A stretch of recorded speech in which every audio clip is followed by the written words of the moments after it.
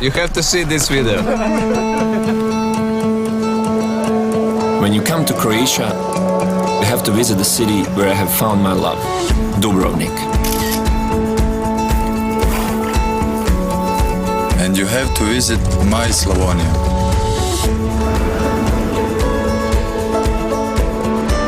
You have to visit our national parks. You have to taste our food.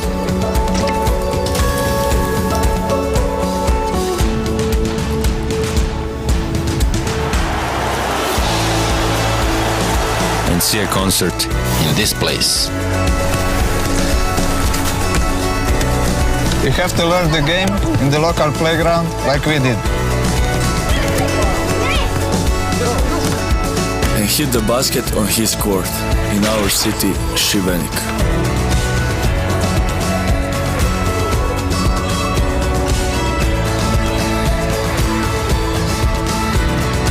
And visit one of the sunniest coastlines in Europe.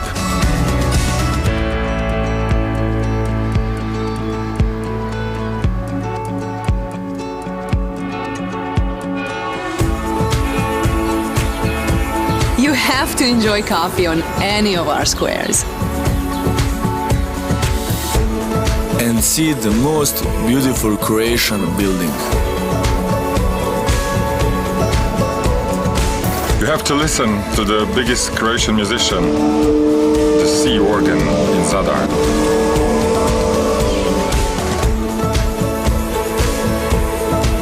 And see the great cannon fire off in my city, Zagreb.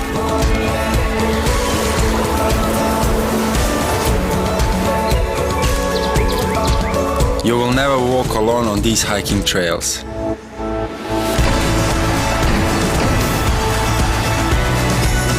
You have to party all night. Relax all day. Skate like this. Climb like that. Swim here. Cycle there. Sail everywhere.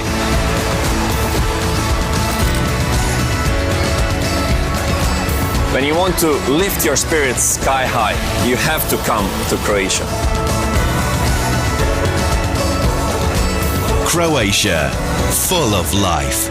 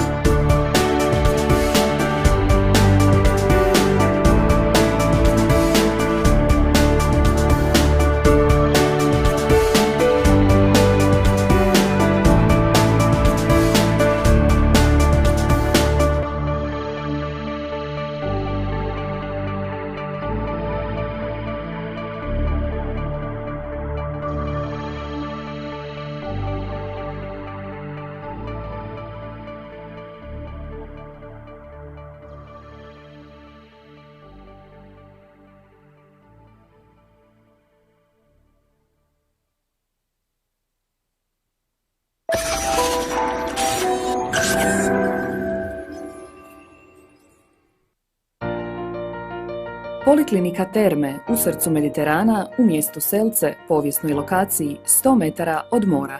Čisti gorski i morski zrak, mirisi mediteranskog bilja i 2500 sunčanih sati na godinu čine Terme Selce jedinstvenom klinikom na moru.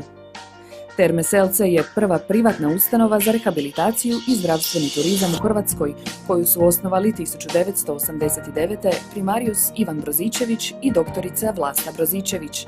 Sa svojim stručnim timom primjenjuju holistički pristup u radu s pacijentima svih životnih dobi. U proteklih 25 godina u Poliklinici Terme Selce razvili smo 6 osnovnih područja medicinskog djelovanja: vrhunsku dijagnostiku i terapije fizikalne medicine, rehabilitacije i reumatologije, internu medicinu i kardiologiju, neurologiju, kirurgiju, ortopediju i dermatologiju, te individualizirano prilagođene programe well-beinga, rejuvenation i druge.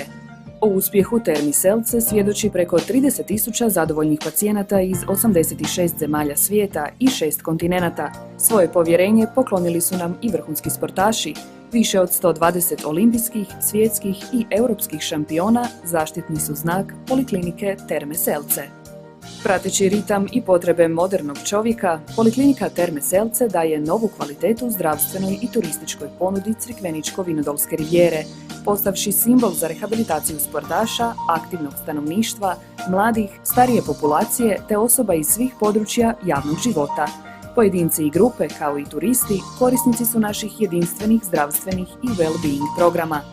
Poliklinika Terme Selce je stekla izniman ugled u zemlji i svijetu, zahvaljujući individualiziranim visokostručnim programima rehabilitacije i fizikalne terapije. Svakom pacijentu pristupamo holistički te prema pojedinačnim potrebama, mogućnostima i zahtjevima kreiramo jedinstveni program, čime ostvarujemo efikasnost i učinkovitost u očekivanom vremenskom okviru. Naš tim čini 44 visoko kvalificiranih stručnjaka, od liječnika specijalista, medicinskih sestara, fizioterapeuta, psihologa, kineziologa, nutricioniste i masera u suradnji sa vodećim hrvatskim i svjetskim ortopedskim i traumatološkim bolnicama. Uz stalno usavršavanje i uvođenje vrhunske nove tehnologije, razvili smo naše protokole u prevenciji i sanaciji ozljeda. Naši protokoli omogućuju učinkovit i brz oporavak, te uspješan povratak punoj aktivnosti osobama svih dobnih skupina.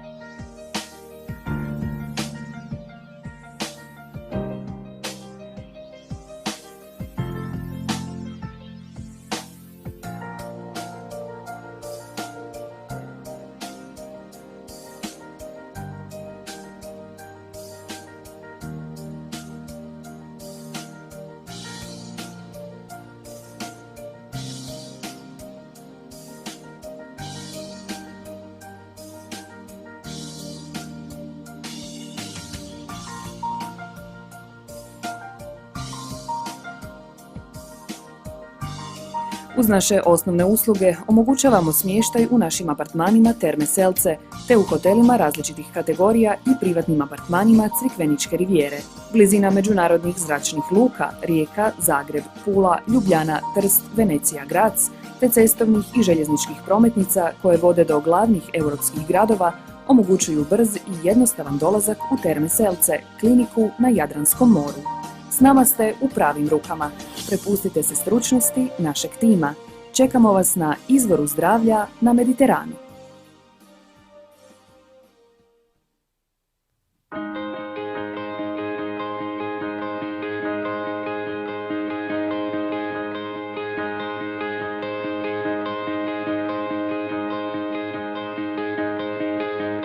Couldn't find a place where no one could see us.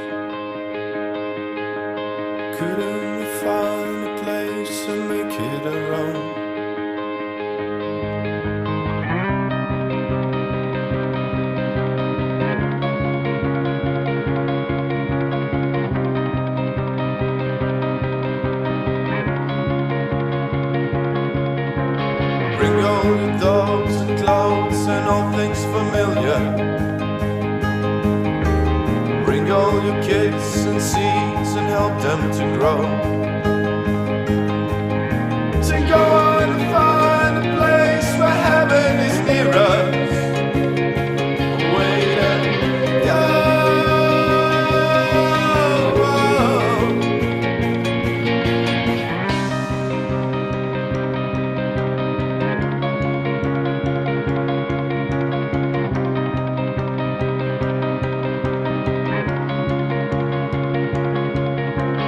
Sign your subscription to feel there's nothing can stop us. Give all your hands to friends who come here alone. To go on and find a place, 'cause beauty within us knows where to go.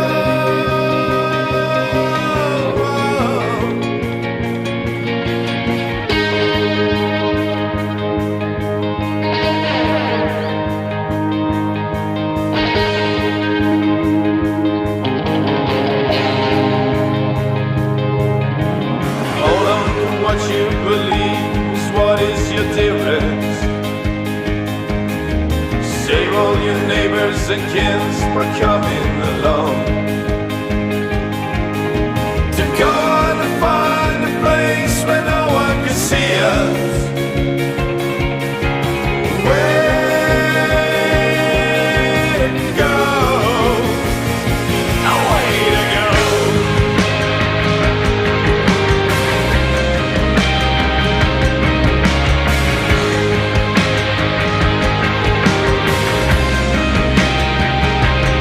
Way to go.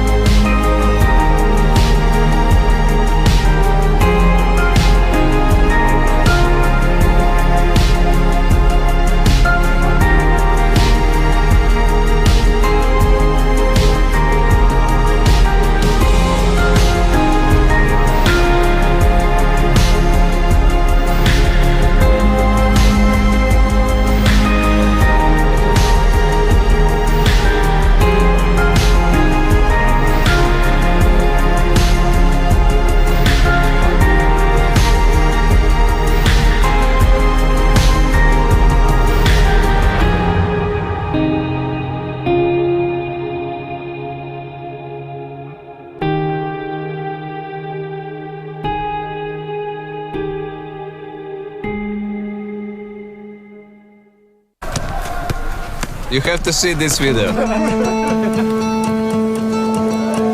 When you come to Croatia, you have to visit the city where I have found my love, Dubrovnik. And you have to visit my Slavonia.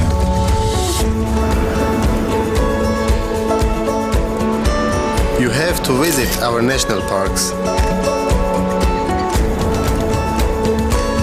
You have to taste our food.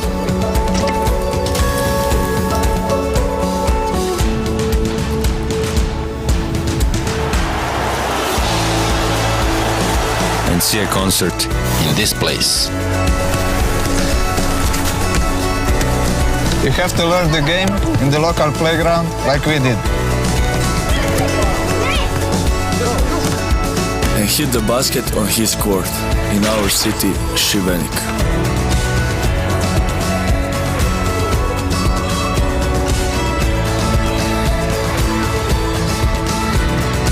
And visit one of the sunniest coastlines in Europe.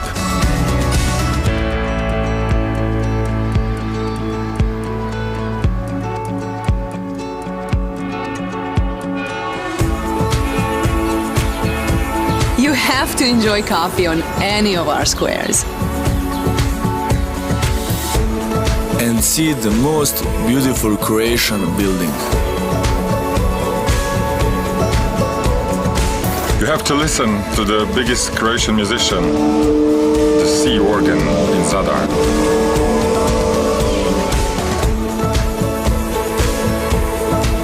And see the great cannon fire off in my city, Zagreb.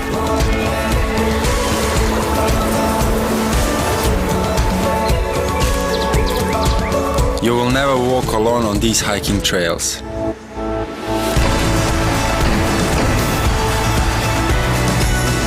You have to party all night. Relax all day. Skate like this. Climb like that. Swim here. Cycle there. Sail everywhere.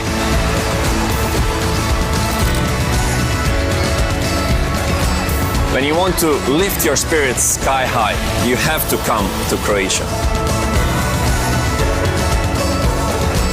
Croatia, full of life.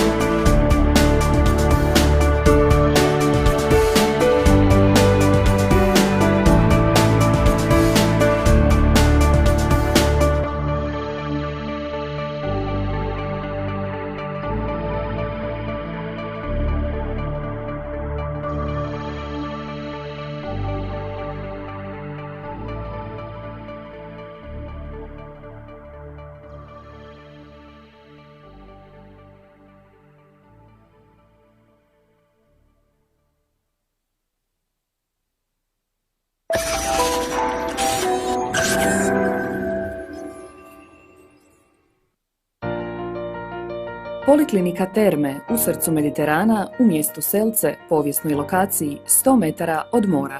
Čisti gorski i morski zrak, mirisi mediteranskog bilja i 2500 sunčanih sati na godinu čine Terme Selce jedinstvenom klinikom na moru.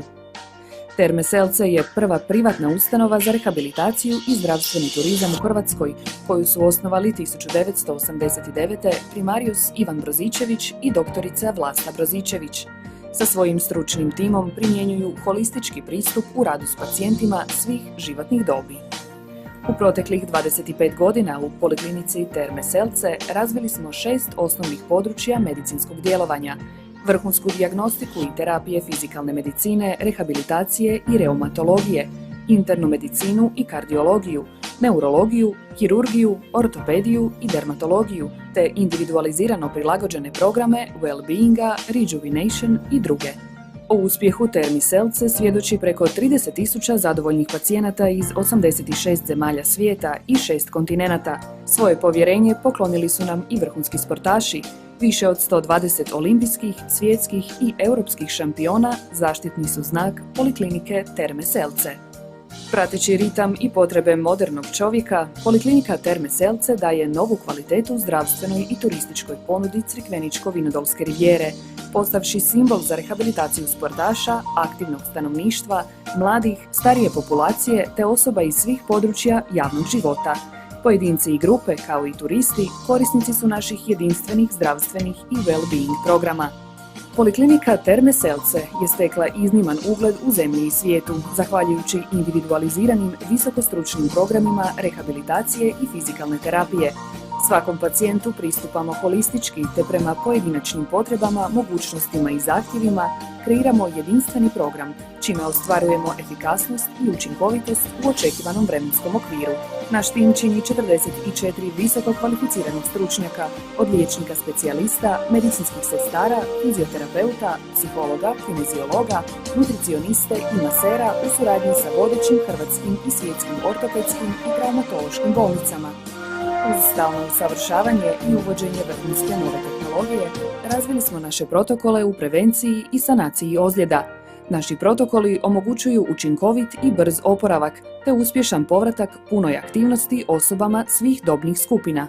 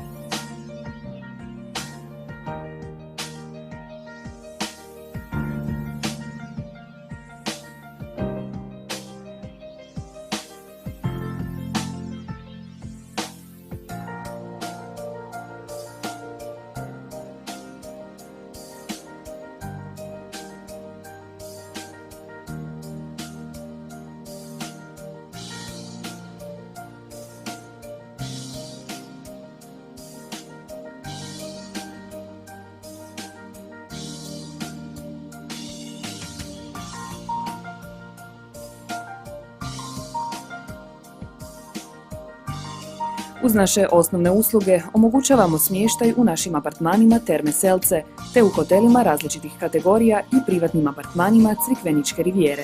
Blizina međunarodnih zračnih luka Rijeka, Zagreb, Pula, Ljubljana, Trst, Venecija, Graz, te cestovnih i željezničkih prometnica koje vode do glavnih europskih gradova omogućuju brz i jednostavan dolazak u Terme Selce, kliniku na Jadranskom moru. S nama ste u pravim rukama. Prepustite se stručnosti našeg tima. Čekamo vas na izvoru zdravlja na Mediteranu.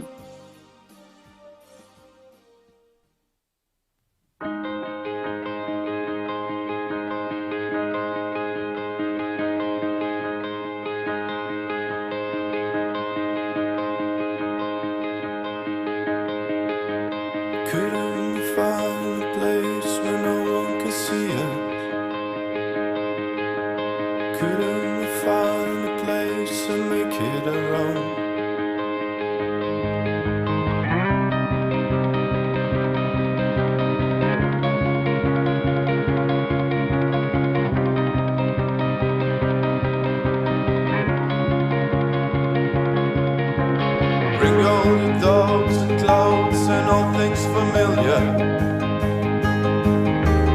Bring all your kids and seeds and help them to grow. To go on and find a place where heaven is near us. Way to go.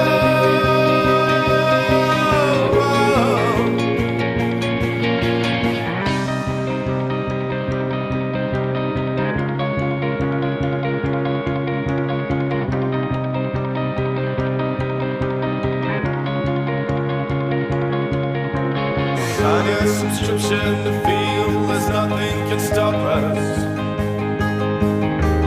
Give all your hands to friends who come here alone.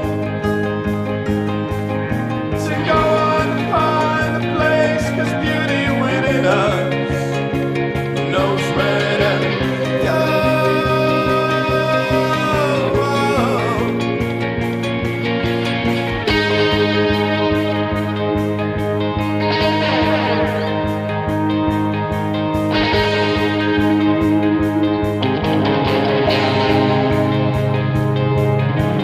Hold on to what you believe is what is your dearest.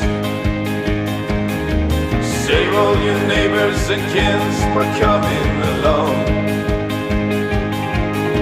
To go on and find a place where no one can see us. Where to go? A way to go.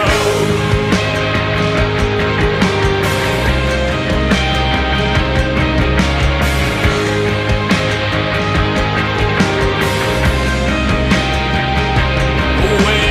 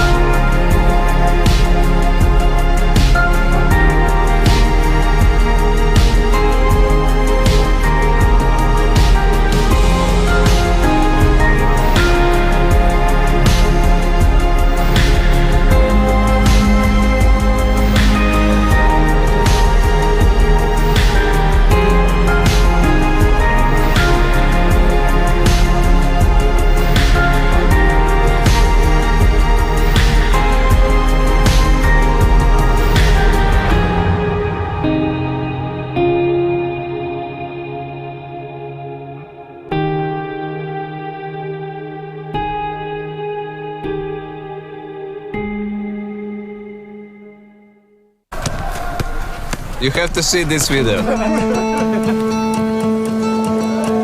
When you come to Croatia, you have to visit the city where I have found my love, Dubrovnik. And you have to visit my Slavonia.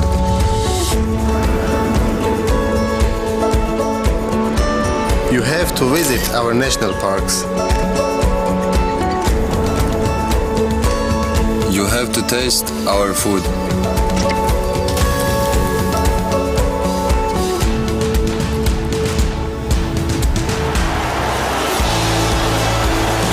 And see a concert in this place. You have to learn the game in the local playground like we did.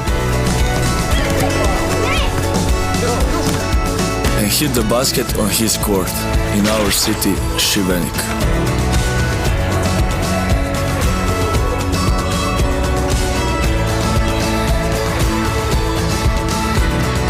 And visit one of the sunniest coastlines in Europe.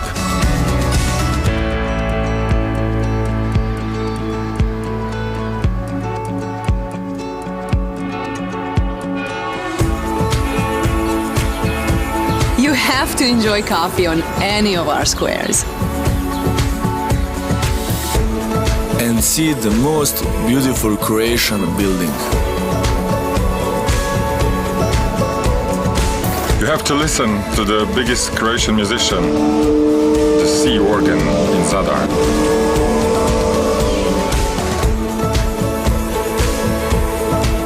And see the great cannon fire off in my city, Zagreb.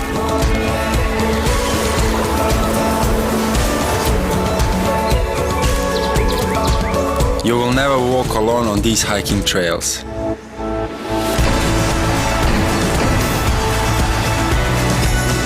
You have to party all night.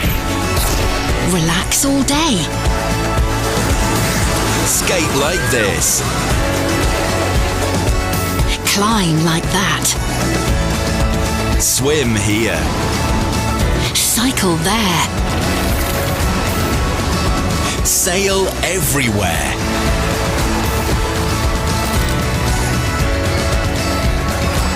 When you want to lift your spirits sky high, you have to come to Croatia. Croatia, full of life.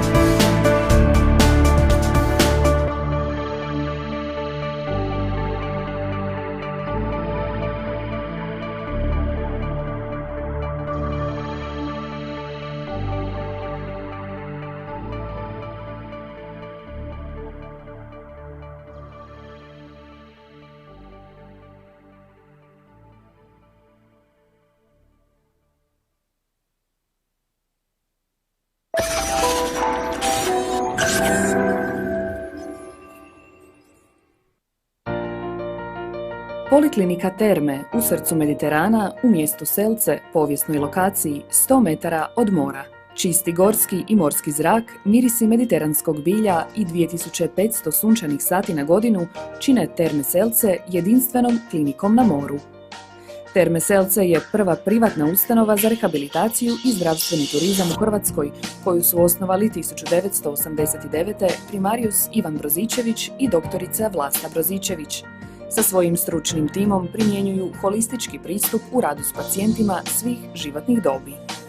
U proteklih 25 godina u Poliklinici Terme Selce razvili smo 6 osnovnih područja medicinskog djelovanja: vrhunsku dijagnostiku i terapije fizikalne medicine, rehabilitacije i reumatologije, internu medicinu i kardiologiju, neurologiju, kirurgiju, ortopediju i dermatologiju, te individualizirano prilagođene programe well-beinga, rejuvenation i druge. O uspjehu Termi Selce svjedoči preko 30.000 zadovoljnih pacijenata iz 86 zemalja svijeta i 6 kontinenata. Svoje povjerenje poklonili su nam i vrhunski sportaši. Više od 120 olimpijskih, svjetskih i europskih šampiona zaštitni su znak Poliklinike Terme Selce. Prateći ritam i potrebe modernog čovjeka, Poliklinika Terme Selce daje novu kvalitetu zdravstvenoj i turističkoj ponudi Crikveničko-Vinodolske rivijere, postavši simbol za rehabilitaciju sportaša, aktivnog stanovništva, mladih, starije populacije.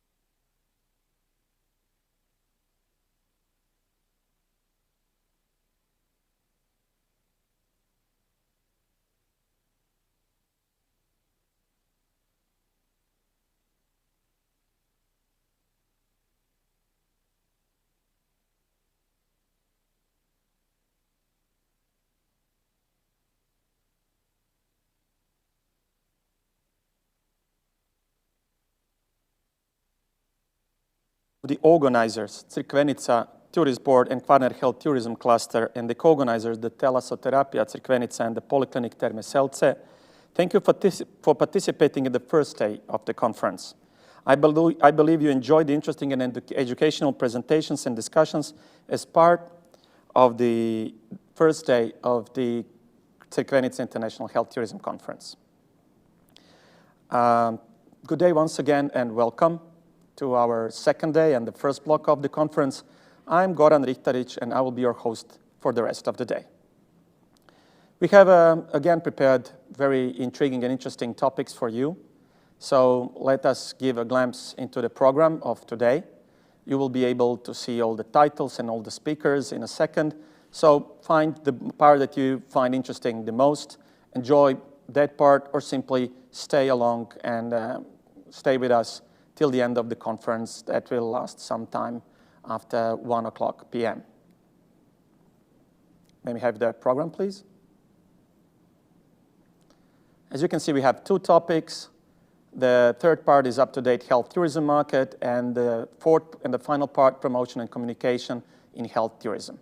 But as the time flies and each of you must be pretty busy, nevertheless working from the office or from the home office, we will continue immediately with our first block of today, the part 3 of the conference. May we have the visual, please, of the program as well?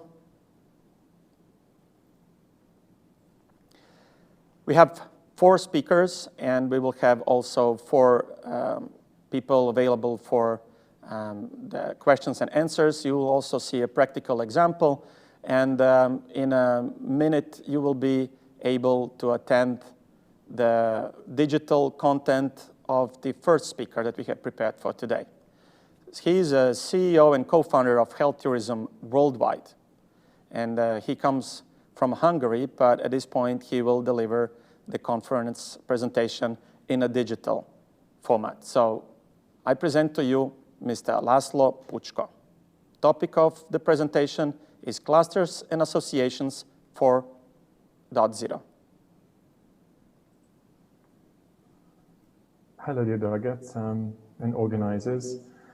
Thank you for the invitation and the opportunity to share a couple of ideas, what I believe can be important to any cluster or association in the field. And I would like to share a couple of thoughts with you on what's going to happen, I believe, with clusters and associations as 4.0. As you might know, we did a study 2 years ago on clusters and associations, and I just want to have a quick reminder of what points were important back then. Number one was representation, and the key measure was number of treatments, number of patients. Obviously, when there's no patients, there's no international travel, no such measures can work.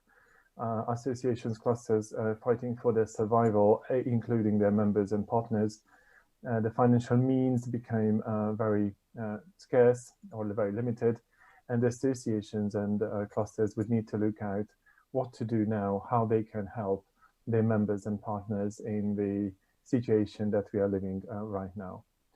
The other parts of the findings were all related to measurable and tangible numbers in terms of number of patients as an objective, number of treatments and objectives, and they looked at the effective marketing and promotion activities and funding. If you ask me, I would certainly revisit, and I would have revisited, what a cluster and association could and should be doing for their partners and members. Given the global pandemic, I'm more than certain that such tasks, not just in short term, but in long term, would need to be revisited. This is a summary of indication of what kind of important plans and objectives the interviewed associations and clusters gave us. And I need to thank IMTJ for their partnership in the 2 years ago survey. I don't think representing organizations and members at fairs and expos is anything that we should be looking at right now. First of all, such events don't exist. Second, if they did exist, they would be very much online, and the participation and distribution and the effectiveness could be very, very different than how it was a couple of years ago. I believe that we would need to look at how the world is changing, and we should see how that can be applicable to associations and clusters. It's just an introduction, as it's really, it was supposed to be a funny little note in one of the bookstores, but sadly it really isn't. It really is what we thought would be only post-apocalyptic. It became very much current affairs. And we also know that the way in which we look at healthcare should be changing, and I just give you the standard associations about healthcare as we normally looked at it.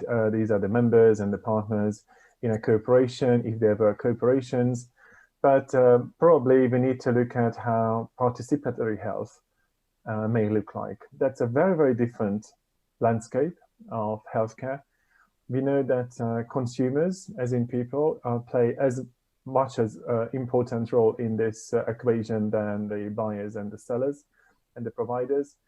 And people do have the ammunition about their very own health. I mean, they could have, not everybody has, but certainly have.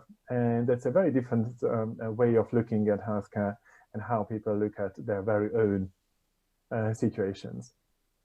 A couple of buzzwords in all focus areas, if you will. I would like to just mention a couple here and why that's important. I believe in healthcare, obviously, anything technological could be a major help and could be very, very useful. However, I need to highlight that it's very much just a tool It's not an objective, it's something that helps us to achieve something, but not that we should just have for the sake of having it.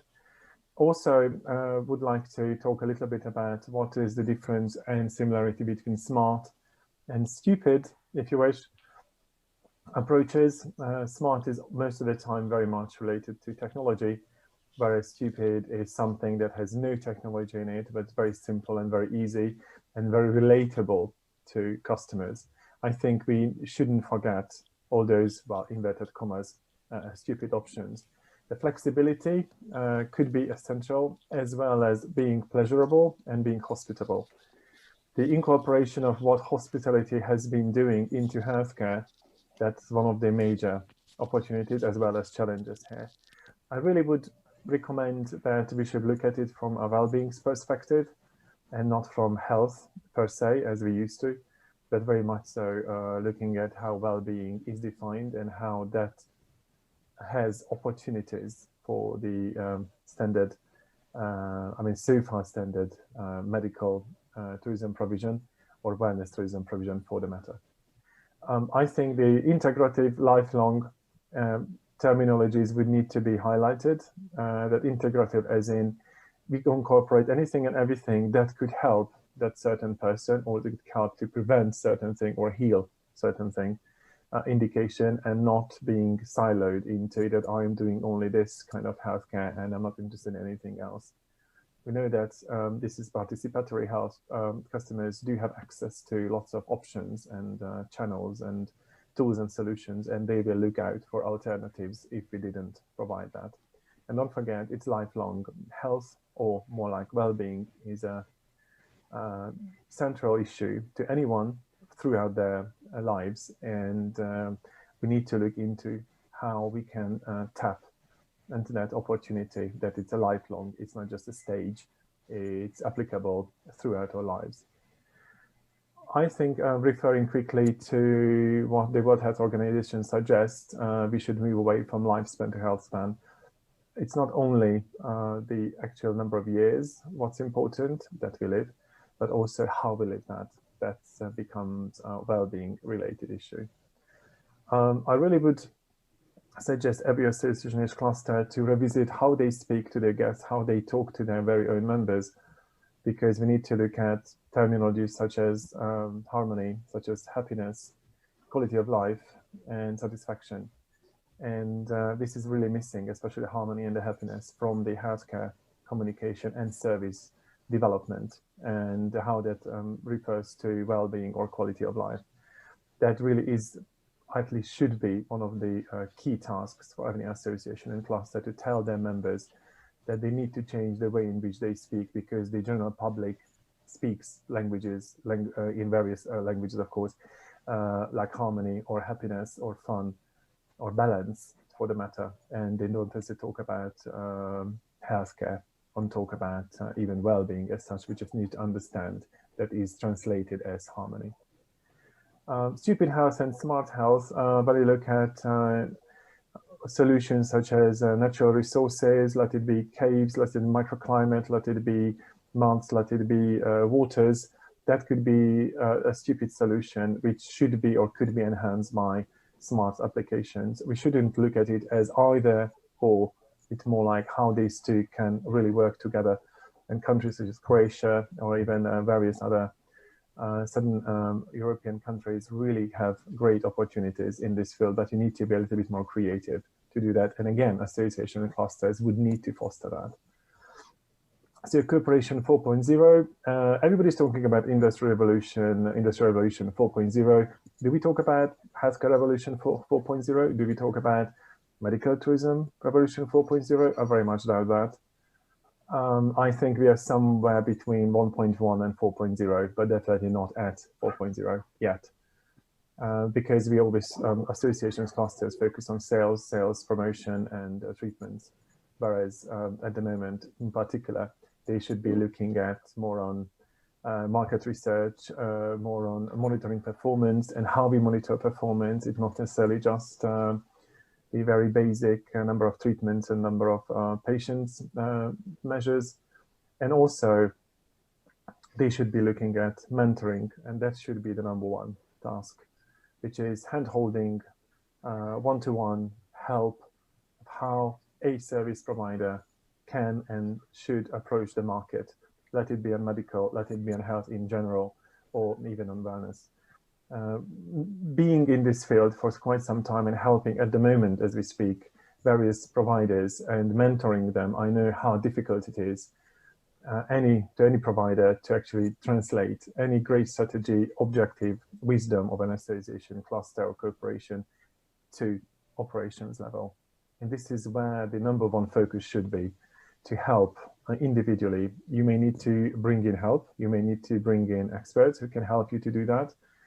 But whatever funds you may have, don't do Google AdWords, don't do promotion at the moment, because that's not going to help, not even in the midterm or in mid-run. So try to focus on mentoring and help individual providers and help them to improve their services, help them to wellnessify services and to adapt their own situations. And don't do the industry representation to government, because every single industry is doing it as number one priority. Shouldn't forget it, of course, but that's such a political situation now, the pandemic, and how we are dealing with it, that everybody's fighting for the limited sources. So you need to have more like a grassroots development and help the locals. Also can help if the clusters and associations revisit of how they look at the landscape of their constituency or the area of interest, who is part of, which parties are included, what their role is the community lifestyle considered to be something that can be incorporated, just consider the blue zones, what kind of other additional resources we can have apart from hospitals, clinics and physicians, how the local economy can and should be involved, and how hospitality can be and should be involved. And don't forget, leisure and recreation and well-being lifestyle can be as important as treatments and services. When you look at wellness trends, it's not wellness tourism trends. You can see a lot of options here in terms of engineered environments, the smarter intake or the gamified fitness is all part of prevention as well as rehabilitation, but it's discussed and introduced under the wellness trend or in the wellness category. It doesn't mean that healthcare providers, medical providers cannot bring in any of those services, but you probably need to relabel them and to do proper incorporation to the well-being proposition. And as a last point, just to say, this is just an example, even now the new luxury has at least 6-7 different levels, and to some thermal facilities can be ultra high-end because they never did it, or could be everyday luxury because they are living nearby. And IVF can be, as a life completion, can be absolute bespoke luxury. And spirituality in a retreat or plastic surgery can be everyday luxury. You need to help service providers to understand these new categories, this new approach to new luxury, into new wellness, into new lifestyles, and through which they can find the fitting labels, the fitting service, the fitting positioning, because just selling, pushing of sales and going to events and pushing sales, it's not going to work. At least that's what I think about it. Simple ideas, again, not replacing doctors, but simple ideas, it's all about the guest journey and the well-being of the guests, like this Apple or the 7 doctors as such, and how you can incorporate that, how a standard healthcare provision can incorporate one of these other additional 7 doctors. Service providers need help, they need mentoring, they don't really know. And I'm telling you this because of my personal experience. As a conclusion, I really would invite everybody to look at guest experiences from UX, CX to well-being experiences, WX. And that's an indication of putting well-being in the experience design focus. And I really believe that we need to look into this whole issue less so as a problem, more as an opportunity, and redefine and rewire the services and the approach and the language and the cooperation forms and the objectives of the associations clusters as well as the members, because this is seemingly this current situation has long-lasting impact on all of our activities as well as our thinking as well as our mental state.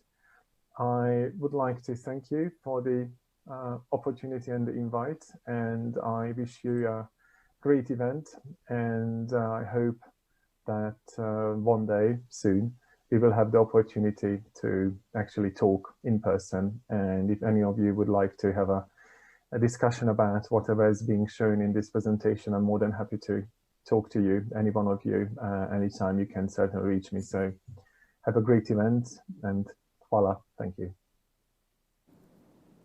We thank Mr. Pučko and continue immediately with another speaker. She is at this point far away, and it is almost a miracle how this platform of the virtual conference allows us to match the time and the space and have speakers from all over the world meet us here at this moment wherever we are, and to deliver the message and the information to you wherever you are. So the next speaker that will do that for us is Elizabeth Ziemba, a president and founder of Medical Tourism Training, about redesigning your health travel experience, the impact of consumerism, COVID, and technology on our... Hello, my name is Elizabeth Ziemba, and I'm the president of Medical Tourism Training. It's my pleasure to be creating this recording for you as part of the Crikvenica International Health Tourism Conference. My topic today is redesigning your health travel experiences, the impact of consumerism, COVID, and technology. The events of this year have challenged all of us to create new patient experiences. So in order to meet patient expectations for what has transpired this year, we're looking at the confluence of three areas of events and information. First of all, we have the pre-COVID consumer characteristics, we have the impact of COVID itself, as well as the role of technology. So let's look at these three elements in a little bit more detail. Back in January of 2020, which could seem like a very long time ago for each of us, consumer research was showing the major consumer characteristics that would be determining our strategies and tactics going into 2020 to have a successful year. 5 of the key consumer characteristics are what I call the 5 I's, which is first, informed, impact, individualistic, impatient, and intuitive. The first of the 5 I's is informed. As we know, consumers are spending much more time every year, learning more, searching more online, where there's so much more information ever available to us. So as an example, I've taken Google Trends for Croatia, looking at searches for the past 12 months for terms related to COVID. And of course, in October 2019, the disease had not yet fully emerged, but by February of 2020, you can see people in Croatia were educating and informing themselves about this disease even before the first cases were identified in Croatia. And on the right-hand side of the slide, we see the number of cases in Croatia, which had been relatively low until August of this year and now spiking in October. So what that means is your patients, your clients are coming to you very well informed about COVID. And our response should be, first of all, one of respect for the time and energy that they have spent learning about the disease and coming to you with questions for which we should be prepared to answer correctly, promptly, and to look for information that may possibly need to be corrected. So we need to problem solve and educate for patients respectfully based on the knowledge that they bring they bring to our relationships. Second of all, we have the impact of social change, of climate change. And consumers, especially at the beginning of the year, climate change dominated the headlines. It's hard to believe, but we have had a year of record number of hurricanes, floods, droughts, and other climate events that are still of concern to all of us, I believe all of us.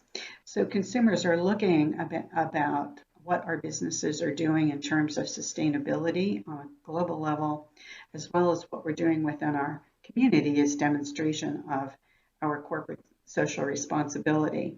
And while climate change may not be dominating the headlines, it's still very much part of people's concerns. The third I is individualistic, and what that means is that we have to personalize everything. All of our messages, our creation of our services, our service packages, our content, everything that we communicate must be personalized. Accenture did a survey at the end of 2019, and they're reporting that 33% of customers who abandoned a business relationship did so because personalization was lacking. This is something that we can be quite good at. We know our patients and what their needs are, so we should focus our attention on this and get even better. The fourth I is impatient. This is a recent survey question that what is your expected response time for social media questions or complaints? Fully 20% of the respondents in the United States and 18% globally said immediately. And fully another 24 to 28% gave us an hour to respond. That can be quite challenging especially for small businesses, but in this time of COVID, I believe that impatience is even a bigger factor than it had been. Where people are scared, they want information, accurate information right away. And the fifth I is intuitive, and that means that consumers know and can articulate their goals and motivations, and our job is to determine what those goals and motivations are and to align our business needs and services with them so that they choose us for our services because we have met their needs and expectations. So we began the year of 2020 thinking that if we met the needs of our well-educated clients who are concerned about climate change, did it in a personalized fashion quickly, and in alignment with their goals and motivations, that we would be delivering the right consumer or patient experience for a successful year. And then, of course, we know what happened next was the emergence of COVID-19 and the global pandemic, which to say it has turned the healthcare world on its head could be the biggest understatement that I have made all year. So what do we do in response to COVID-19? First of all, we have to understand that the new patient experiences are based on fear, and it's well-founded fear that needs to be managed and addressed based on facts, information, and in a calm, professional manner about every aspect of the patient experience. And I would say it's no longer a single patient experience. It is now at least 3 distinct patient experiences, all of which need to be understood in quite detail, how it is affecting the delivery of our services and our patients. So first of all, we have the traditional patient experience where we meet with our healthcare provider face-to-face, white lab coat, we're in our street clothes, and this is what we're used to and what we can anticipate.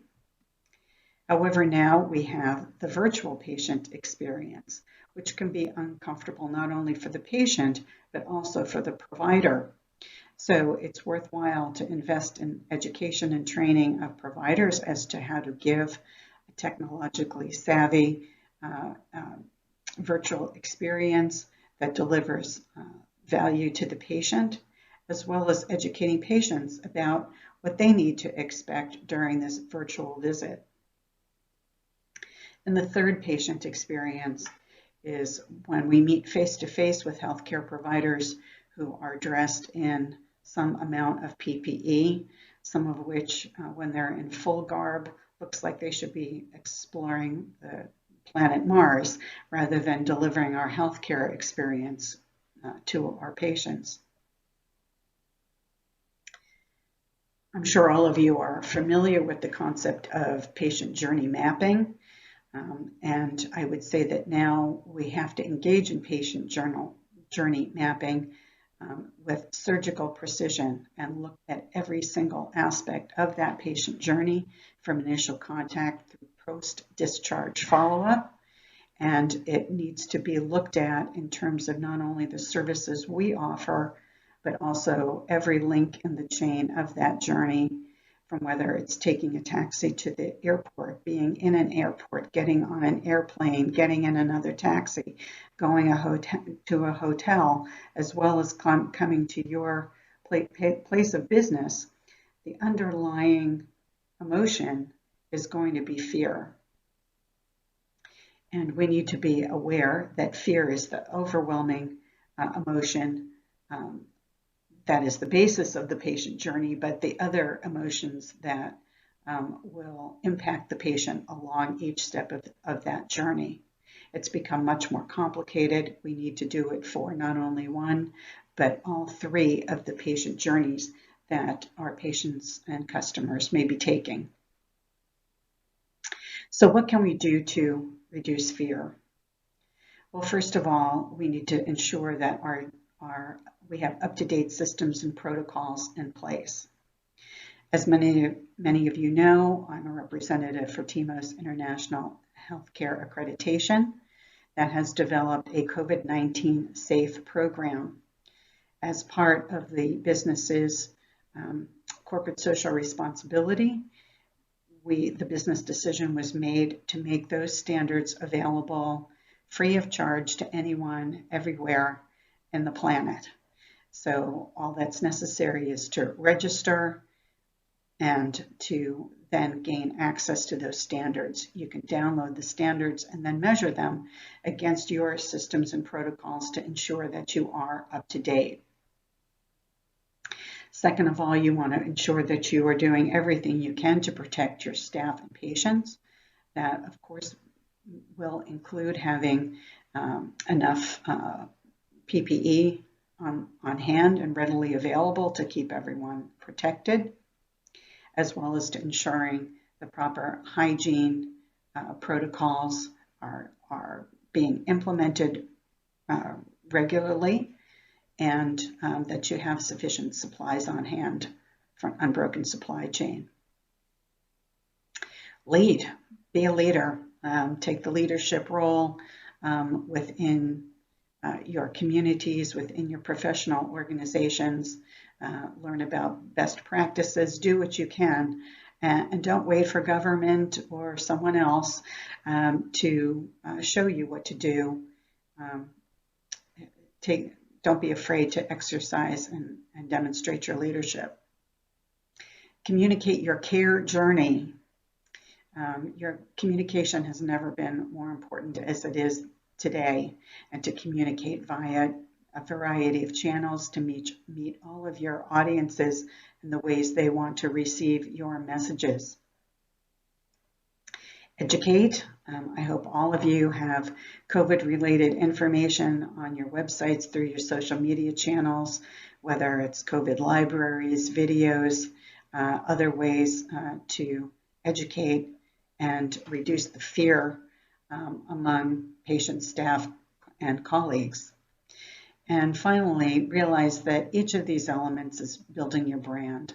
So you want to demonstrate your best practices and to reduce the fear that's that's in the general environment, so that patients, providers, colleagues will want to work with you as a trusted colleague.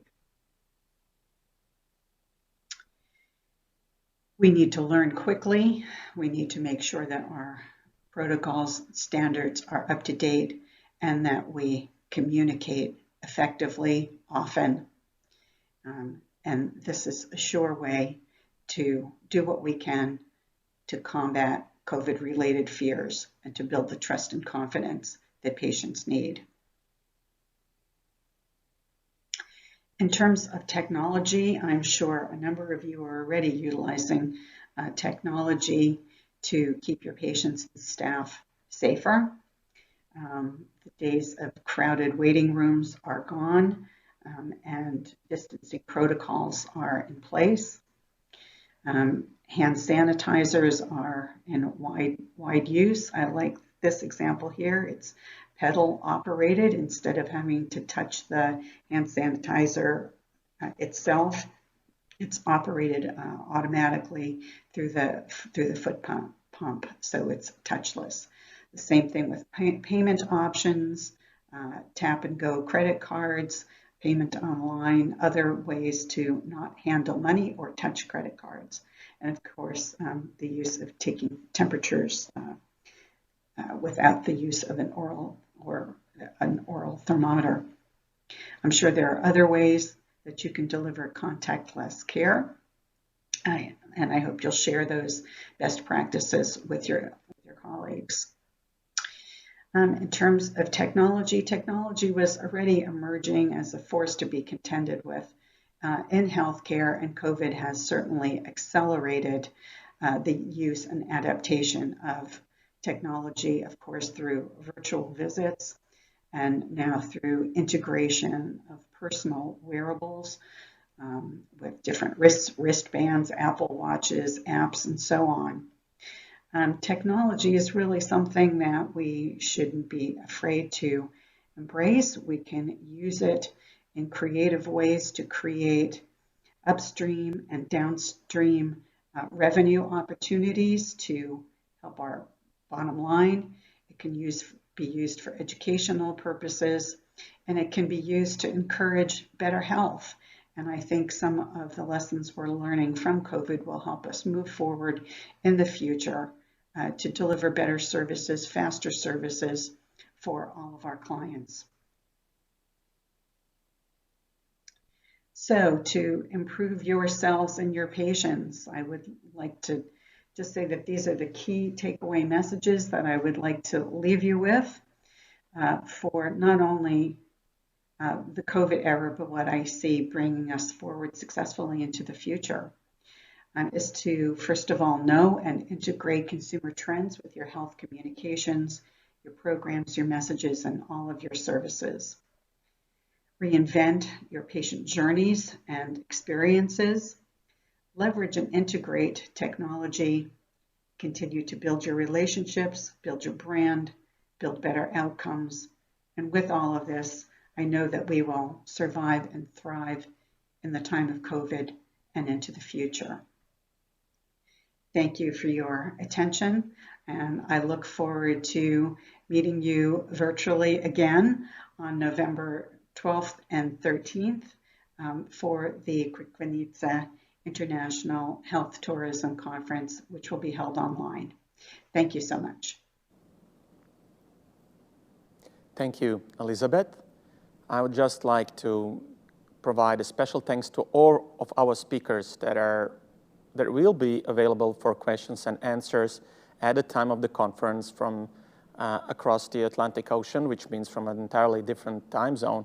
So especially the ones being able to answer your questions in the first block will be required to get up pretty much early, have a very early sip of dark coffee, and be able to attend the conference here in Croatia. The third topic of the day is also an introduction to the fourth block in a way. However, it is so specific, requiring a special attention. Our next speaker is Cristina Lazzo, a managing partner at communications office Zolic Latza and Partners, and she will tell us a presentation about 5 crisis communication lessons from major crisis situations. And Christina is today with us in our studio, and she will be one of the participants in the questions and answers that will follow. So, dear Christina, good day and welcome, and let us all enjoy your presentation. Thank you, Goran. Thank you very much for this kind introduction. First of all, I'd like to say good morning to everybody who has joined us today online, as we've heard from all over the world. It would have been, of course, so much better if we could have gotten together in person in beautiful Crikvenica, especially beautiful for me at this time of the year. But the circumstances have pushed us online. For me, this is the first time that I'm joining Crikvenica International Health Tourism Conference, and I have to say that I have learned a lot about this industry from yesterday's and today's presentations. But one thing that I'd like to emphasize is that what we have learned in our firm and in our industry throughout this year is that pulling together an online event such as this one may be even harder and more demanding than doing it on site. So I would really like to congratulate the organizers, our hosts, for doing it in such a good way. There is one thing that we all depend on in this situation, and that is technology. So we can only hope that the technology, the telecommunications networks will not fail us, and that everything today, in the rest of the day, will go according to the plan. But then I have to ask you a question. When in life do things really go according to the plan? I'd say rarely, and I am sure that many of you would agree with this assessment based on some of your past experiences. I'm not a health expert or a tourism expert or a health tourism expert, but what I have learned in the 25 plus years of experience handling complex situations from the communications management perspective is that there is one thing that all industries have in common. And that one thing is that the crisis will happen.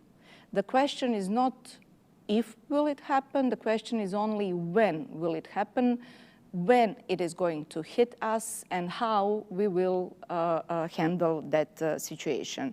So sooner or later, all industries are faced with major crisis situations. So I've seen this happening over and over again in situations such as union negotiations, strikes, accidents with fatal consequences, bankruptcies of major companies that have spillover effects on whole economies, so on a really large scale. But of course, never before in my professional life have I seen anything like this pandemic crisis situation. So to bring this story closer to your industry, to the health industry, let me share really briefly a real-life situation that we had with one of our clients. This was back in late May this year. So Croatia was still in a lockdown, and the measures were very slowly being released and loosened.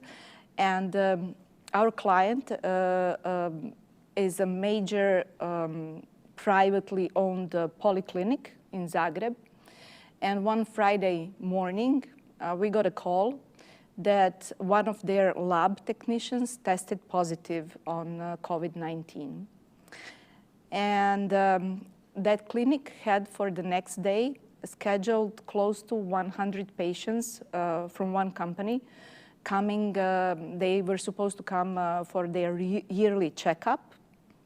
And then, of course, there was this situation with the positive test and the question what to do with the everyday operations and how to survive that situation, knowing that the business is already very damaged and that handling it in an inappropriate way could damage the business even further. So what they did in reality, we'll come back to that at the end of the presentations, and we will see how some of the lessons that I will share with you now actually apply to this situation. So a bit of theory, very briefly. So when we get the calls, oh, we have a crisis, there is a crisis situation. Just, you know, first of all, think for a second whether what you are facing really is a crisis situation. So there are a lot of hundreds of different definitions out there on what a crisis situation is. And here I'm sharing with you only one of them. So a crisis is an unexpected and an unpredictable event that threatens our important expectancies and the expectancies of our stakeholders, that can seriously impact our performance, and that very likely will generate negative outcomes to a lesser or a greater extent. If you do not have all these elements in place, then most likely you are not facing a crisis situation. Most likely you are facing just another bump on the road, and you should treat it accordingly. There is no doubt that what the whole world has been experiencing over this past year related to COVID-19 definitely is a crisis situation. It has all the elements that we just mentioned, and it is good to pause for a second and to think about what is probably the most important thing in getting ready for all crisis situations in our lives, and that is, could it have been prevented? Was this preventable? I mean, even though we are talking about unexpected and unpredictable events, what are the things that we can do early on when we are properly recognizing certain issues? And this is, so we are coming to the first lesson that in our firm we have learned over the years. It is not over until it is truly over, and the crisis situation can have more than one peak. Bear with me for a second with this graph. Try to take a look at it. What we have here is what a regular textbook or many different textbooks out there dealing with crisis management and crisis communication management will try to teach you when it comes to crisis. So traditionally, you have this period when an issue is emerging, and you have an opportunity to early identify that issue. If you fail to do that, you will pay for that dearly later on in the process. So then in the crisis, we have this media coverage period, so that the external stakeholders are starting to pick up that something is happening, and all of a sudden we are in the media. Then we have one peak, a crisis outbreak, and then the resolution period that comes right after that. So it looks something like this. And once you reach the resolution period, things start to calm down, and you are slowly going back to normal. But what happens in most major crisis situations, such as this one that we are experiencing today with COVID, is that we do not have one peak. There are many, many peaks, especially when crisis situations extend over a longer period of time. And it is really important that we learn from the previous situations as we are still living through the crisis situation, and that we apply lessons to what is still ahead of us. Where to start when a crisis hits? I'd say that you definitely have to start with internal communications. You have to communicate quickly and effectively to your entire organization, because whatever is happening and however unpleasant it is what you are experiencing, they need to hear it from you. This, even though this is kind of an intuitive lesson, and Many people could say to this, yes, but of course we have to communicate with our people first.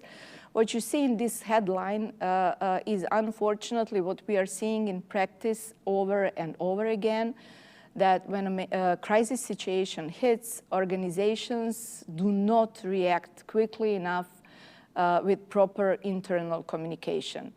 Here we have an overseas example of a Maryland motor vehicle administration where their employees learned of a death of a coworker via social media. And when something like that happens, when your internal stakeholders learn of what is happening within your organization through external channels, then you already lost the handle. It is really, really difficult then to get hold of the situation and to be the one in the steering wheel who is actually showing competencies in handling the situation. Because what happens is that the media reports on the crisis whenever they want to, and no matter what you think of it. So you do not have time to get ready for the external questions coming to your organization. This will happen thanks to the social media very, very quickly, and you have to be there in place, ready with your messages for such a situation. Also, going back to something that we touched upon in the graph that I showed you, it is really important to understand that the longer problems are not solved, we have the fewer solutions at hand, and every solution that is ahead of us becomes more and more expensive. It looks something like this. So we have an issue, and if we are not dealing with that issue, if we do not recognize the issue early enough, or a potential issue that can emerge and grow into a crisis situation, with time, we do not have choices, or the choices become fewer, and our costs in resolving the situation become much higher. I'm sure you can think of examples where this works in practice from your past experiences in everyday situations. I'd like to share with you one from the recent Croatian past. So Croatia has experienced, starting in 2017, a bankruptcy, a breakdown of a major company, the #1 private employer, not only in Croatia, but in 3 other regional countries, employing more than, at that time, I think more than 57,000 people. The bankruptcy of this company, Agrokor, had the spillover effects on the economies of the whole region.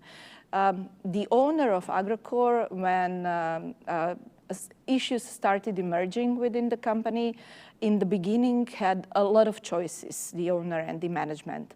But as time passed, the choices became fewer, and the costs to handle them became much, much higher, resulting, unfortunately, in the owner losing his ownership and the company breaking down in a really ugly situation. So we can also learn from examples and mistakes of others, and we can try not to repeat them in our experiences. This is really a common sense advice, but an important one to remember. And the fact is that the common sense and the calm head are always very helpful, especially in a crisis situation. When the pandemic broke out, we've seen empty shelves all over the place. In major retail chains in all countries faced situations where they just couldn't fill up the shelves fast enough for the consumer demand.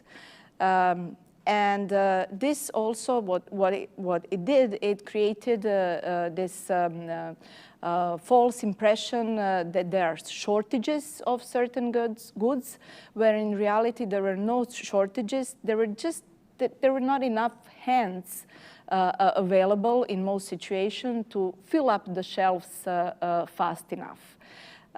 the managers of the companies really needed to keep calm and to stay level-headed, to be able to communicate to their consumers that there is enough of all goods that they need available for everybody.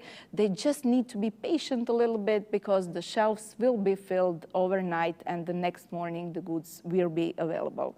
So common sense and a calm head and communicating well with your consumers will help you live through most crisis situations.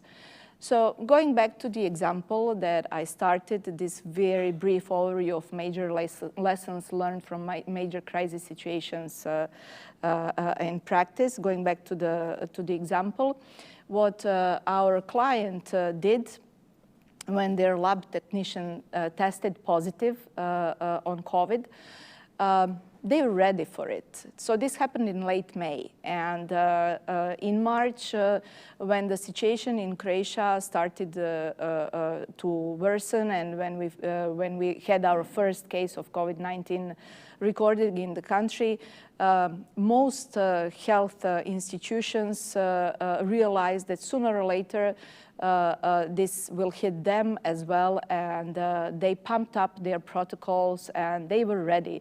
They were ready with lists for internal communications. They were ready with internal communication channels, and they were able to communicate to all their staff, 150 plus people, immediately what is happening. They were able to send them home.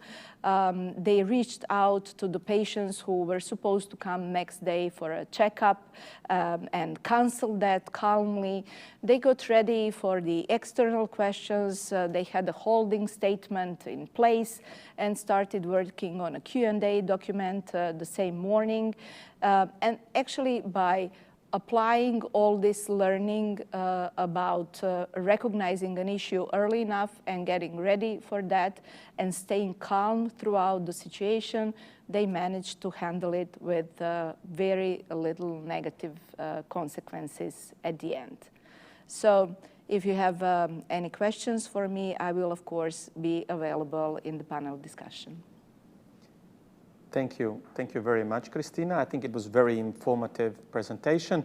And as some of you already did yesterday, please do follow us through the event app.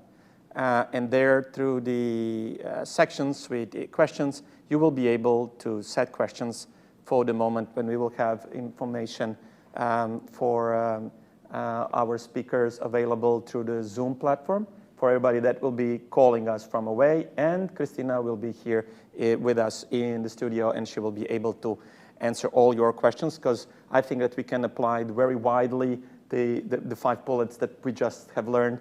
And I think that maybe there will be some questions that we can have a practical feedback from Christina as well, and that you can as well benefit in that way.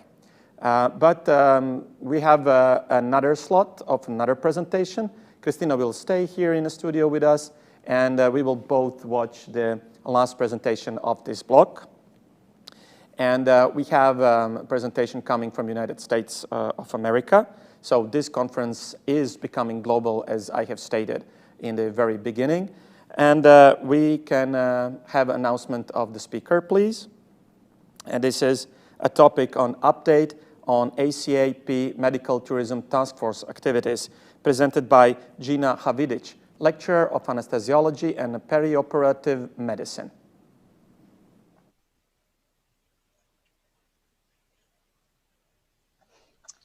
Good morning.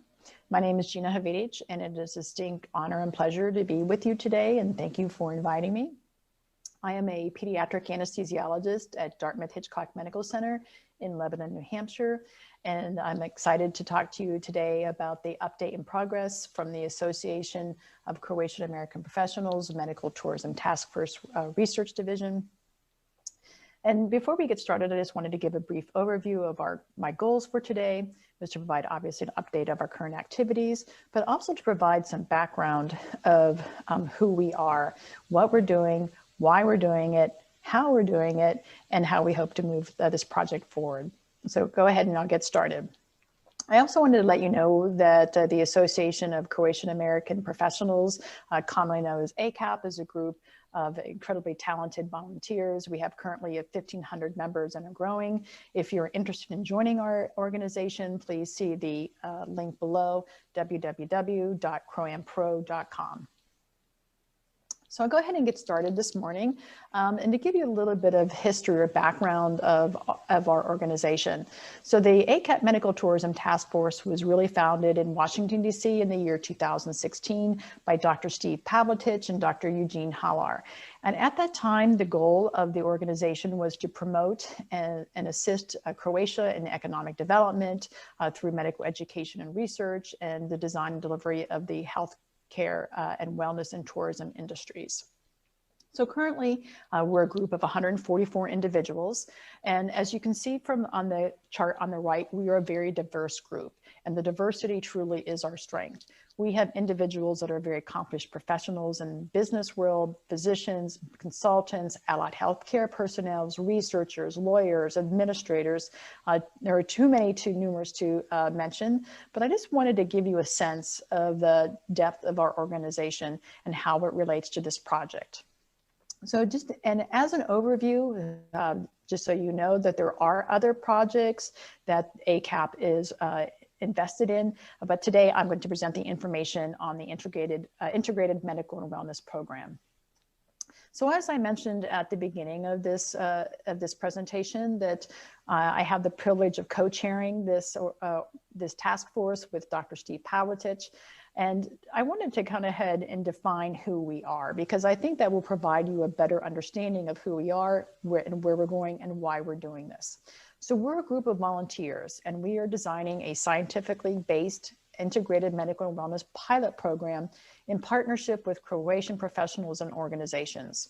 We believe this pilot program will serve as a foundation, a very strong foundation for future sustainable medical and wellness programs to support Croatia's emergence as a leading international destination in the health and wellness industry. Our current goal is to have this program launched in Croatia in the fall of 2022. This date was set prior to the pandemic, but we have not changed it. We're still optimistic and hope to move forward along that timeline. I included this slide just to let you know that we have put a lot of thought and effort into what the vision and mission of this pilot project is. And the reason why we did this is we wanted to make sure that we align our goals with ACAP's goals of leadership, cooperation, and integrity. And I believe we have done so. And in fact, we have a medical ethicist who is currently working on a proposition statement that will better define what our vision and mission currently are. So I just wanted to kind of go back and point out the initial goals set out in 2016 was really to assist the development and promotion of Croatia as an international destination for health and wellness. So we were looking in the room and decided, well, how do we do this? We noticed that there were numerous individuals in this organization who were highly accomplished in this arena, and we needed to leverage that expertise. So we wanted to design a program that will attract the North American customers. And why did we think this was an important project now? Well, basically because of Croatia's position in the world. We all know that they have a strong reputation in medical excellence. They're internationally known hospitals and clinics, accredited and affiliated with very prestigious hospitals and hospital systems. And then we all know Croatia's unique value, meaning like geothermal spas, their unmatched scenery, incredible food, rich cultural heritage, and of course, an enthusiastic diaspora. But we also thought this project aligned with ACAP's initiatives. And this was very important for us as we are a young organization and moving this organization forward as well. So in Cleveland in 2019, we had a very large meeting that was really instrumental in this project. And I basically asked the group, how do we launch this evidence-based integrated medical and wellness program within 3 years that will serve as a foundation for other programs? And really the answer that came out of that meeting, they were twofold. One is that we need to obtain objective data. And the second is we need to have a framework and implementation plan on how to do so. So I'm fortunate enough to be affiliated with Dartmouth University. And for those who are not familiar with Dartmouth, it is an Ivy League university, but we're one of the smallest in the nations. But have a very prominent business school. And in fact, it was one of the first to offer an MBA program. And they are well known for their international business initiatives. We have a program for our students here called the On-Site Global Consulting Program, which is headed up by Carrie Loffer, in which students go to a country of destination and conduct research and then provide information that would be useful to the organization sponsoring them. So that's basically what we did. I was fortunate enough to convince them to assist us on this mission. But before I get started on this, I really wanted to thank everyone who made this project possible. As you can see, this is a slide that was created by the TUC team that demonstrated the numerous individuals who were instrumental in providing information to them, as well as making it success. They personally wanted to thank the ACAP Zagreb chapter because they couldn't have done this without them. But I also wanted to acknowledge both the TUC School of Business and ACAP, since they provided both financial and personnel support.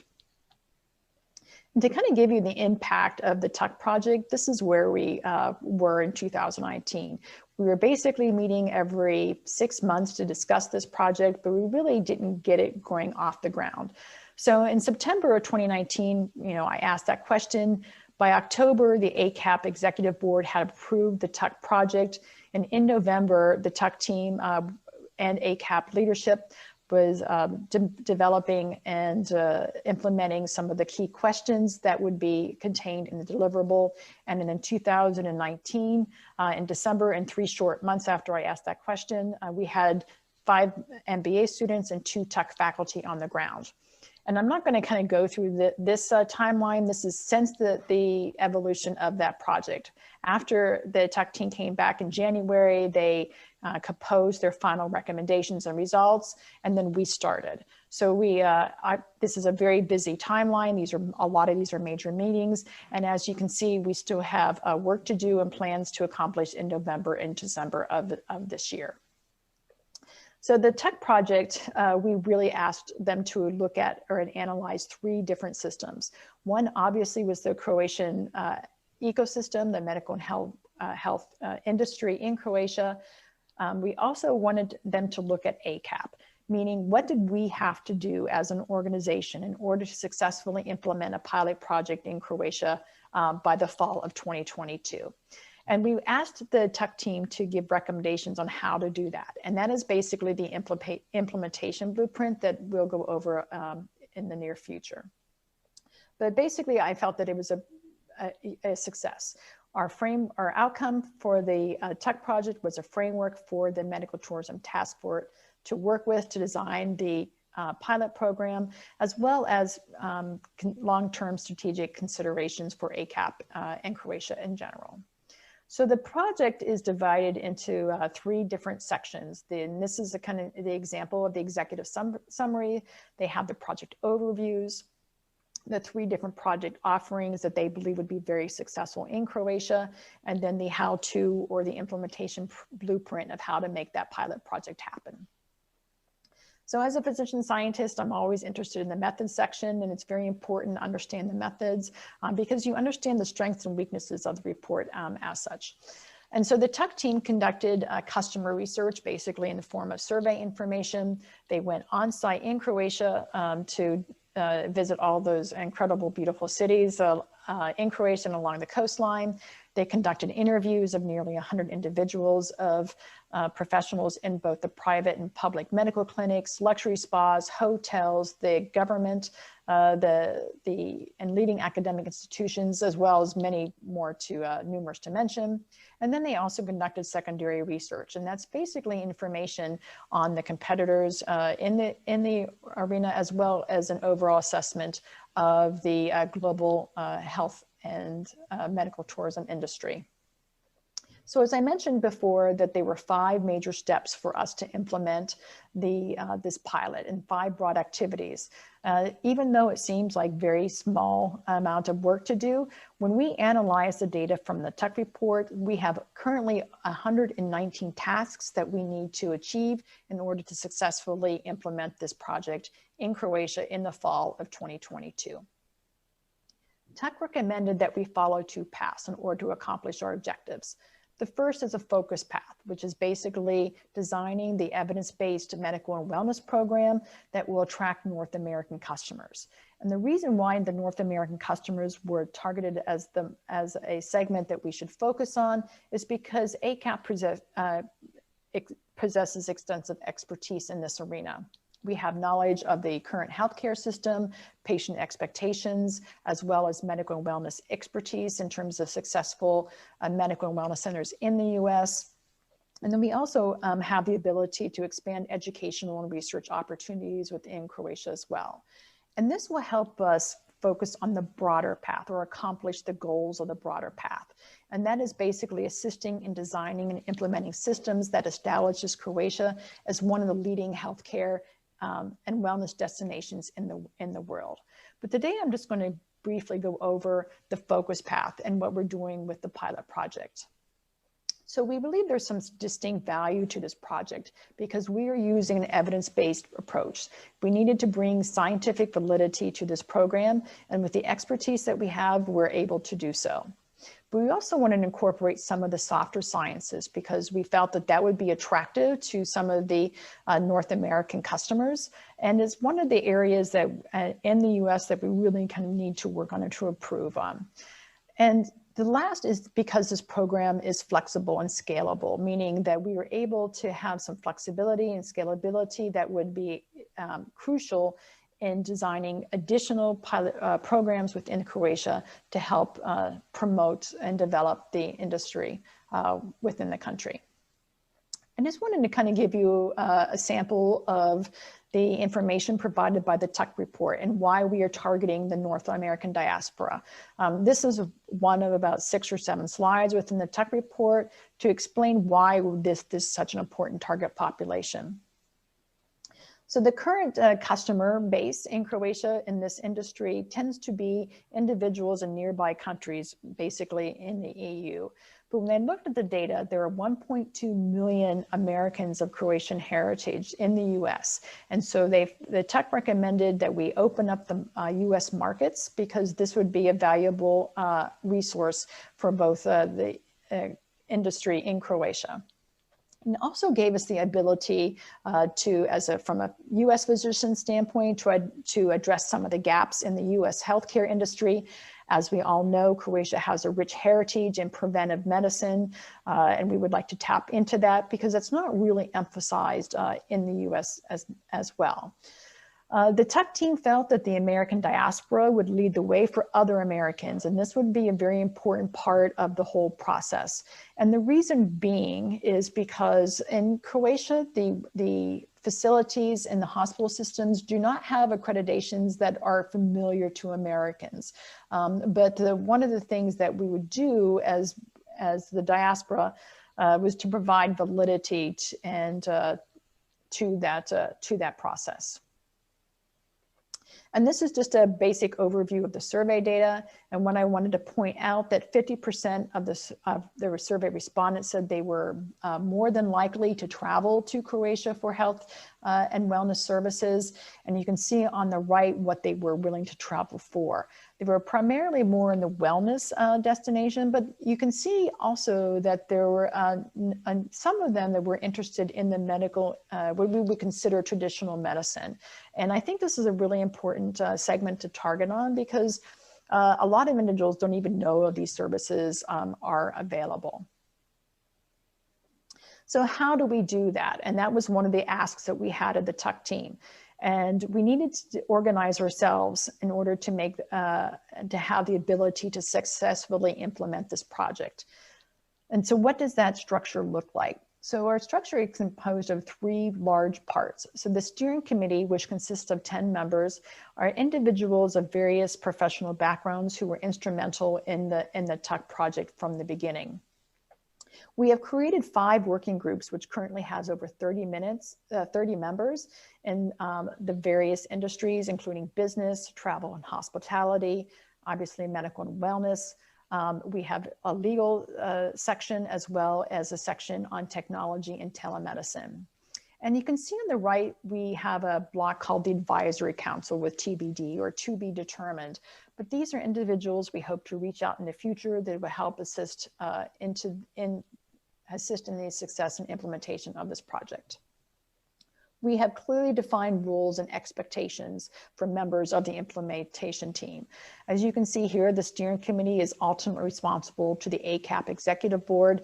I provide updates every 3 months on our progress and are accountable for our activities.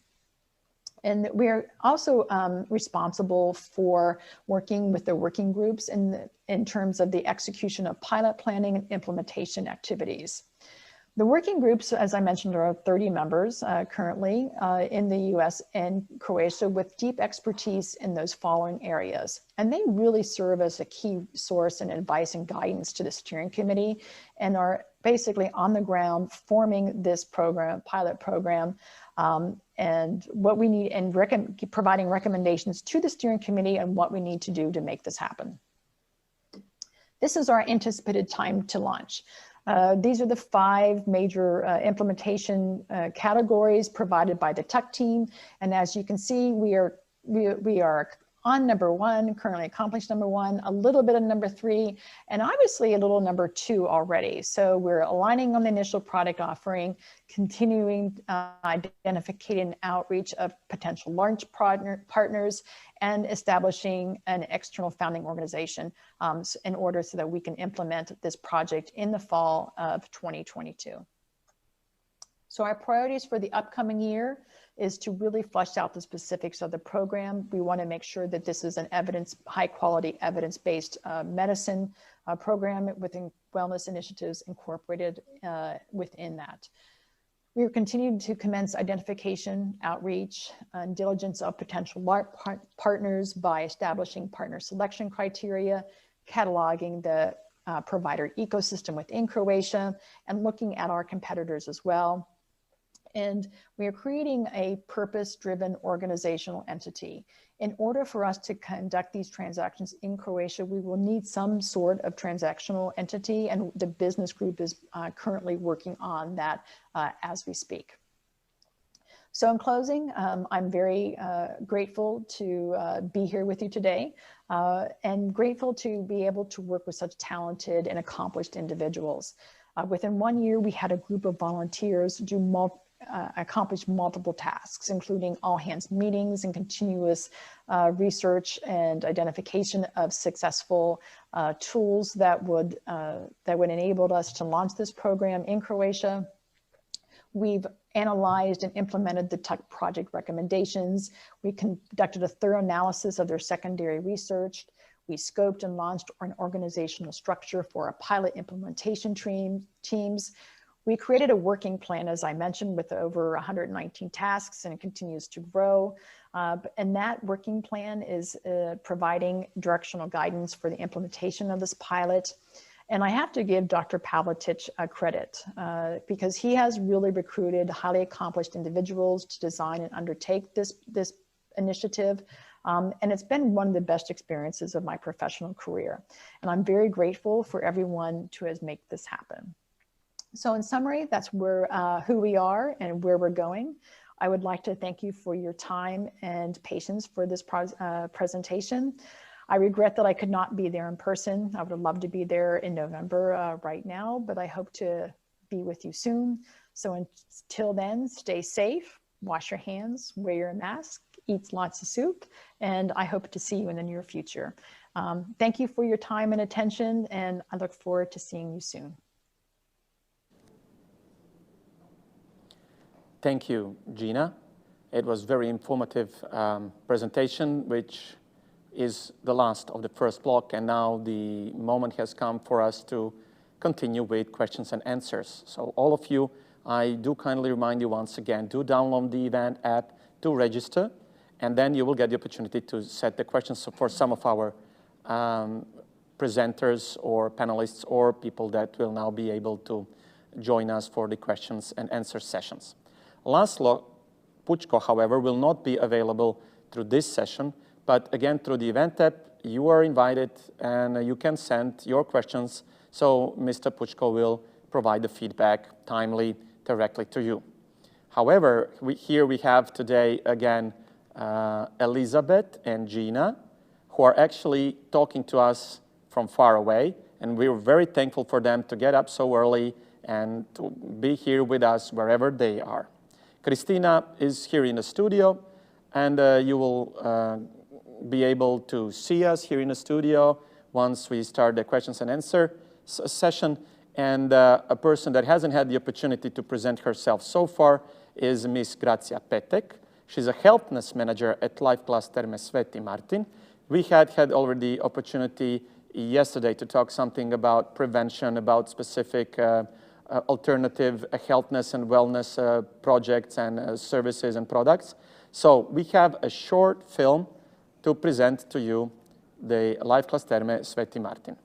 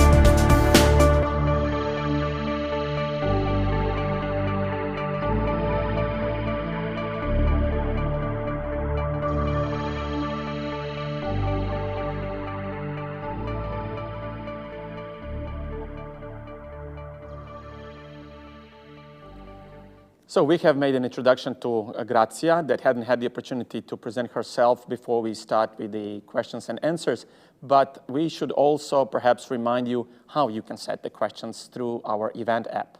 So we will have a short tutorial, so you can see where you can pick a slot where you can write the questions, where you can send the questions whether as an anonymous person, or you can put your name into it. You can target a specific person to set your question to, or you can simply make a general one. It is very easy. You can now toy with the application a little bit and try. Some of you have already had success yesterday with it, and we have gathered very valuable questions for the panel. And today we will have also the opportunity for you provided for all the questions that you may find interesting or answers that you may find helpful that our presenters and speakers may provide to you.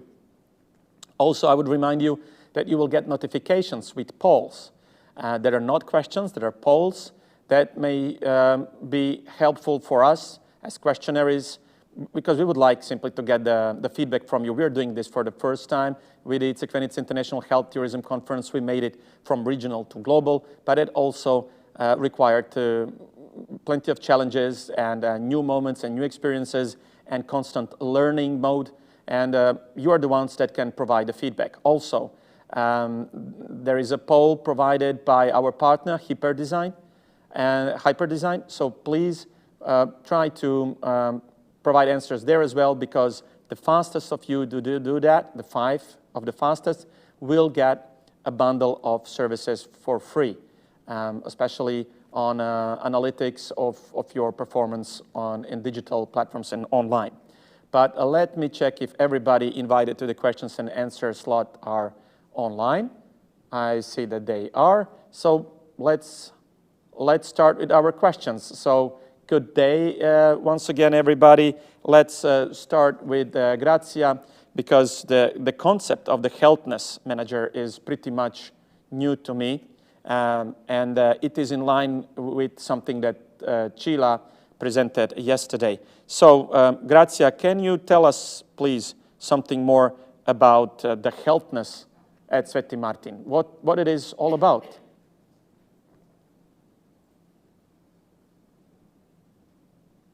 We need to get on the voice, the tone, please. Hello? We still are not able to hear Grazia. Just a second. Hi, do you hear me now? I hear you well, Grazia. Good day and welcome. Greetings to all of you and to all of the viewers out there. It's a pleasure to be here with you and to discuss such an important topic and to discuss about the health tourism. Yeah, as you mentioned, I'm the healthness manager, and to answer that question, what is a healthness manager and what is healthness, I need to make a quick introduction to our resort, Terme Sveti Martin. We are a touristic resort in the north of Croatia, and the strategy of our resort is based on the holistic philosophy of Dr. Rudolf Steiner. Dr. Rudolf Steiner was the founder of anthroposophy. It's a science according to which health and happiness comes from the harmony of the mind and the body. In our resort, together with the help of evidence-based medicine, naturopathy, and modern science in the field of frequency medicine, this philosophy is put into reality with the aim of helping guests to lead an active and a healthy life. The cornerstone of Terme Sveti Martin is healthness. Well, what does healthness mean? Healthness is a combination of active rest, wellness experience, and raising awareness of one's own health with the aim of restoring body, mind, and soul to balance. In the resort, every guest is encouraged to change their habits, the awareness of themselves and the world around them. So yeah, if you like to just relax and take it easy, come and visit Terme Sveti Martin. Thank you, Grazia. That was a very nice introduction. And it is already a concept that was here before the COVID, and most probably will become even more popular in the days to come. But let's see what else can we do, perhaps, to emphasize all our efforts in the perspective. So we were talking about certificates yesterday, especially about insurance companies that may be potential clients that have capacity, especially in the region, to provide some extra push to the domestic market, but in markets in general. So I would like to ask Ms. Ziemba, how important is it now, in comparison to before, to have certified facilities in general, but especially having the COVID-free certificates? Thank you, Goran. Excellent question. And my response would be that what consumers are looking for are symbols of trust and confidence, and those consumers are not only the individuals, but the consumers are also the third-party payers, the insurance companies, the ministries of health, and other sources of payments. And in general, those types of businesses look to accreditation or certification programs as a proxy for quality. And I think that they, depending on the program, it's one thing to look at a seal and not really understand what stands behind it. So it's a little bit harder for consumers to make that determination, but certainly insurance companies and third-party payers have the ability and look for trusted providers of those certification or accreditation programs to help them determine whether or not it is a wise business decision for liability purposes, for the safety of their clients, whether or not to accept those certifications and accreditation programs as a proxy for quality. And certainly with COVID, fear is the number one emotion that people are experiencing when you ask them about traveling. What is their biggest concern? Their biggest concern is hygiene, sanitation, and what's the emotion behind that, that characteristic that they're looking for, and that is fear. So anything that the associations can do, that the ministries can do, that the providers themselves can do, is to look at these available programs, make sure that they actually deliver what the promise is. It's fine to say something is clean and safe, but is it really clean and safe? How clean, how safe? Is it being monitored? Are the standards up to date? It's not simply enough these days to just accept, yes, that's good enough. We really owe it to our clients, to our consumers, to our businesses, and to our health, the health of ourselves and our families, our friends, our communities, to educate ourselves and understand what we're looking at and what we're representing. Thank you, Elizabeth. I would have the same question to Gina. So what do you think about the COVID-free certificates, and how long does it actually take to implement all of the team has specified in their study? And is it related anyway in specifics? Thank you, Goran. And I wanted to comment about how incredibly impressed I am with this conference and having it put on in this COVID era.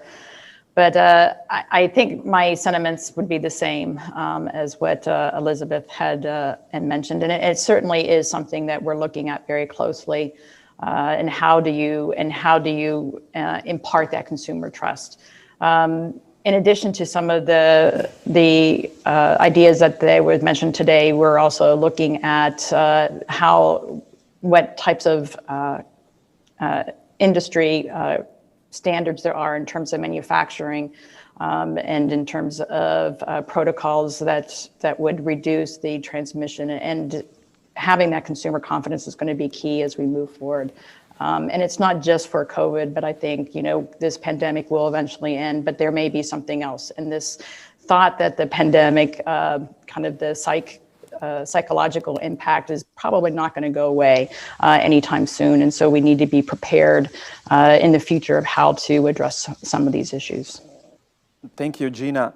So we are talking about some extraordinary circumstances, extraordinary working environment, operational environment, marketing and environment, and it is all related to communications. So we're not talking about standard operational marketing, promotion, sales, and so on, but we're talking about extraordinary circumstances, and this is why we have Christina on board, and she already had a great, very specific example in her practice that is very recent, really very actual and real in what the impacts of those challenges can be.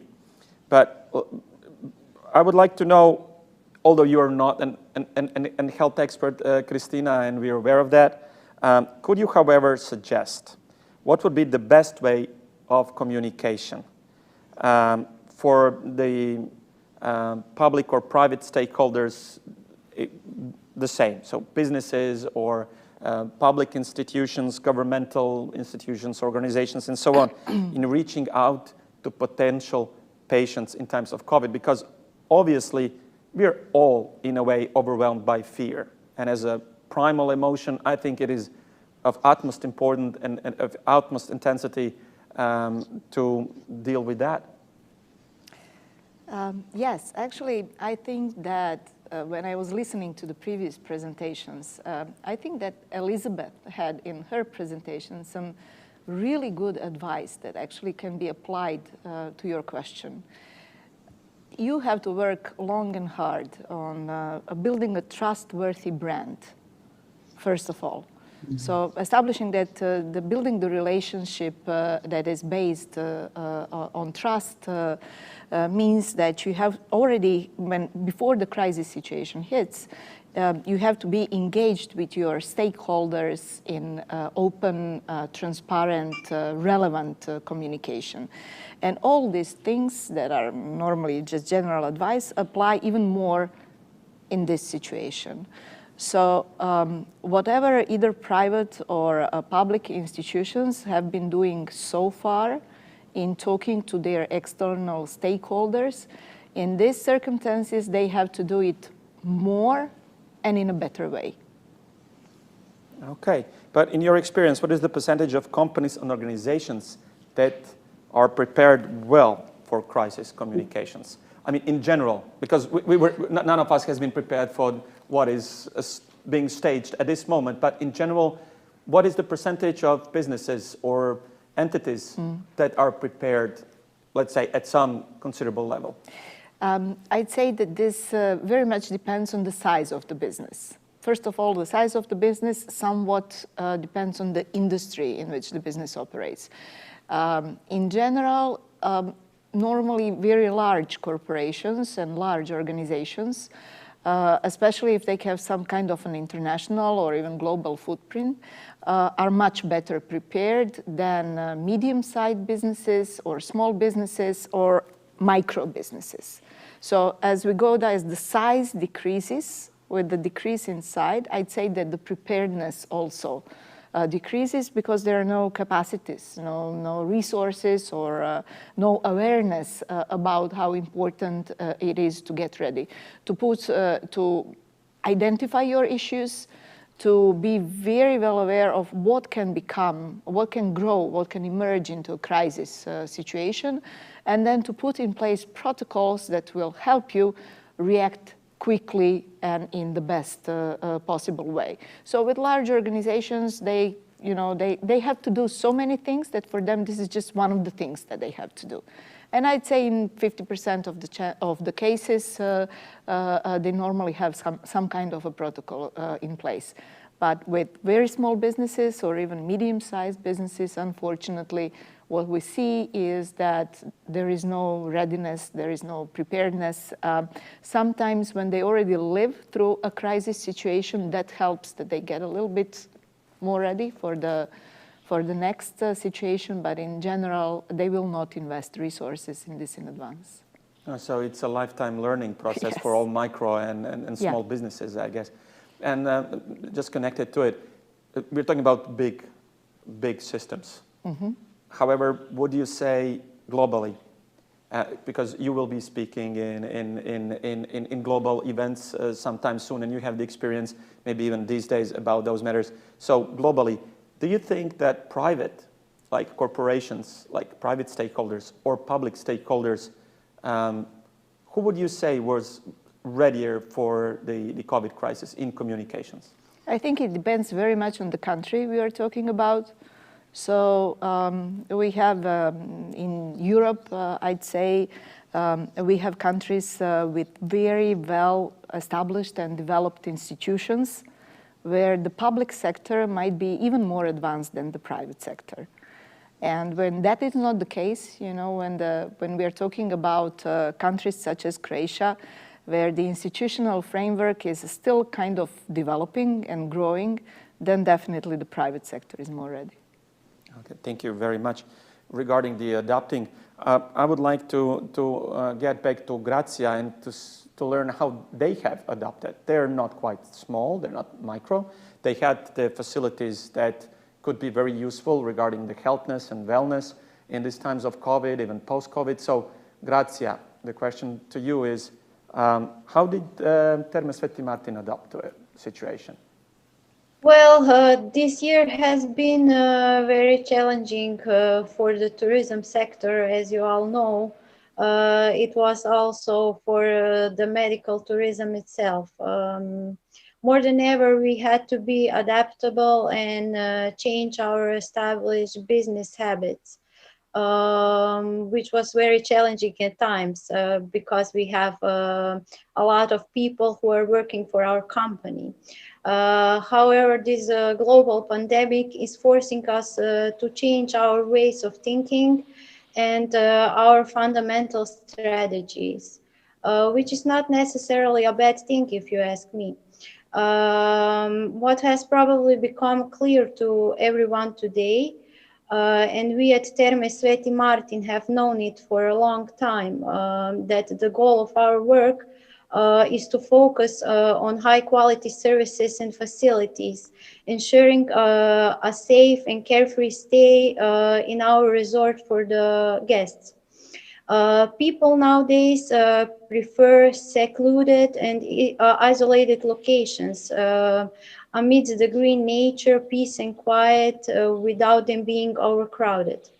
What is extremely important is to provide each guest with a safe environment in these uncertain times. Many people have turned to a healthier lifestyle during the pandemic, and it is certainly good to offer services at this time that will encourage and deepen healthcare. Thank you, Grazia. Thank you, Grazia. Sorry for interrupting, but we appear to have some questions from the audience. And as I already said, and you will understand that, audience are our clients, and clients is the king. So whenever we get the question from the audience, do pardon me, and we will see to whom the question is directed, but we will enjoy the opportunity to all of them and provide the opportunity to all of them to ask the questions. But we will be back most probably to Grazia with some of the questions from the audience. For Gina Havidic is the question. Many other countries have attempted to attract North American consumers and have stumbled, some even badly. Why will Croatia succeed where others have not? Excellent question. We've talked about this at length. And I think there are a couple things that really are at our advantage at this point in time. And it really, timing is everything. Croatia has done a great job positioning itself globally, I would say over the last 5 to 10 years in terms of establishing itself as a health and wellness tourist destination. It's certainly becoming has a kind of more of a rising brand in the US. 5 to 10 years ago, when I mentioned that I was of Croatian heritage, very few people knew where that was. But now, and especially thanks to soccer, I think that is certainly a benefit for the country. We also thought there are a couple things that perhaps would make this more successful. One is to have the interaction of the diaspora. We're fortunate enough in ACAP to have some very prominent names and very prominent institutions who are in the lifestyle medicine arena, and to leverage their reputation as well as part of this program. The pandemic can be used to our advantage. In the US, preventive medicine is not really thought of as a prominent specialty. It's the way our US system is set up, it's really not, it doesn't pay for preventive medicine. And that's one of Croatia's rich heritage that I think we would love to be able to tap into. As a physician, I firmly believe prevention is worth a pound of cure. And with this pandemic, I think this is going to put that thought into the spotlight. So I think the focus on health and wellness will be prominent in the North American psyche, and that is one of the reasons why I believe this, or we believe that this will be successful. Thank you, Gina. In the meantime, we have received some more questions from the audience. Most probably, it will be difficult to answer all of them because we're approaching the end of the session, but let's see the next one. Thank you for the presentation is the question. The question is to Elizabeth Ziemba. So thank you for the presentation. The question quotes, the question falls into the category of impatient. Can you give advice on how a small business can successfully solve the challenges of accurate and responsible information within an hour? What is the preferred input channel information that a small business provider should support, in your opinion? So, Ziemba. Wow. Okay.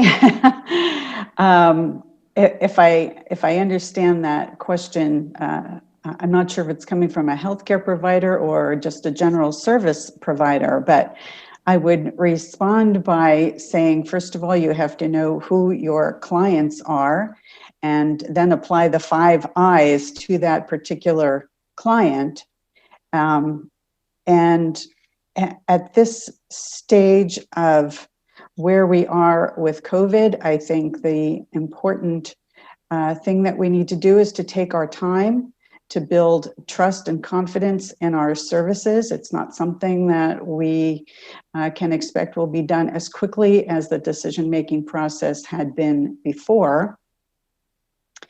There has to be an educational component now about your services and how you are meeting the needs of those individuals. And those needs, as Gracia just indicated, are space, having physical space, room to move, and knowing what your hygiene or sanitation protocols are.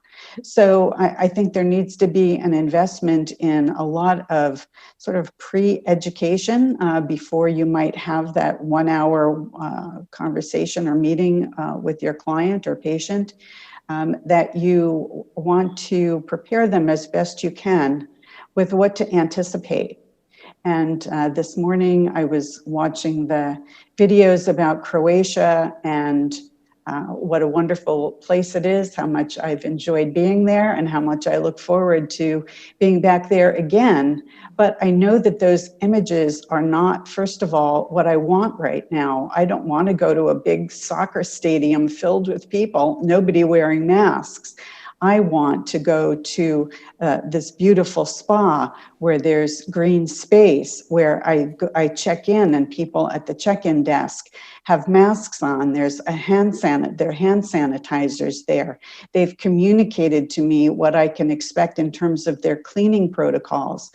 This is sort of the pre-education part to help manage the expectations of people who are going to be consuming your services. And that's true whether you're a spa, whether you're a clinic, or whether you're a hospital, that you need to be conveying these messages and to be communicating them very clearly and manage the expectations of the people who are going to be using your services. I hope that answered the question. Sure. Thank you. Thank you, Elizabeth. We have plenty of questions that have been received through the event app. Let's see what is the next one.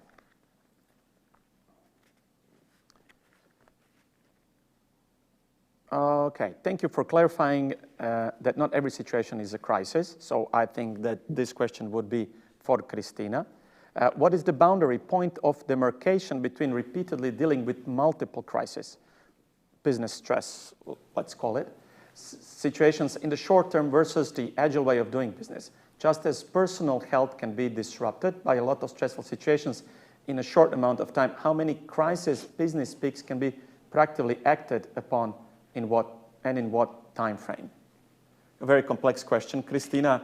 Well, I think that you can try to answer it. So we're all under constant stress in COVID times. So how can we distinguish the peak? What's the actual crisis? Yes. Or is this a crisis that is lasting for what, over 6 months now? Well, in this case, yes, definitely. We are talking about a crisis situation that has been going on, at least in Croatia, for over 6 months now. If I understand the question correctly, I think that it actually refers to how to distinguish between what is a regular bump in your work, a regular business stress situation, and a crisis situation. So it is helpful always to go back to the books, and to look at the definition. I shared one in my presentation. We're really, we're talking about a crisis situation only when there are several elements in it. It is unexpected. Something has hit you unexpectedly. It is an unpredictable event. It has very strong impact on yourself and your stakeholders. It has very strong impact on your performance, and it is very likely that there will be severe negative outcomes coming out of that. So only if you have all the elements in place, we are talking about crisis. Everything else is your everyday operational business situation that you have to address as a diligent manager by trying to think ahead of as many of them as possible and work towards your business operating smoothly. But what we are seeing now in this crisis situation, in the pandemic, is that what happens only in major crisis outbreaks, that there is no one peak. we've had so many different peaks throughout this past 6 months or a year for some countries, that it is very easy to fall into a trap that you are not living through a crisis situation any longer, but that this is kind of a new normal. We've been hearing that that expression of the new normal quite a lot over these past months, and in my opinion, that is also dangerous, you know, because then you're not learning from your mistakes, and you are not learning from what happened to you yesterday, and you are not applying it to what is awaiting to it. Could we have been, for example, could we have been in Croatia or elsewhere in Europe or in the world readier for the so-called second wave of this pandemic? I think we kind of got relaxed, you know, got into this new normal situation, and I'm sure that not all that could have been done, that not all the preventive work had been done to get ready for what we are experiencing now. Okay. So basically, we're in a constant crisis with more peaks, and we don't know how long will it last. In this pandemic, yes. In this pandemic, that means definitely. if somebody wants to do business these days, he is not in a new normal for business, but he is in a crisis. Yes, I would say you have to recognize that this is a crisis situation, that it will change certain things for good, you know, and businesses will, to a certain extent, when the pandemic is gone and behind us, operate in new ways because of the practices adopted throughout this situation. But nevertheless, you know, we cannot just get into this new normal, relaxed, this is what it is now. We have to deal with it as a crisis situation that has reached its peak, and it's still expressing many peaks to come until it is fully resolved. So we're living in interesting and exciting Definitely. times. That might be the case. Do we have some more time for one more question? Let's see. Okay, one more, and the last question for the day.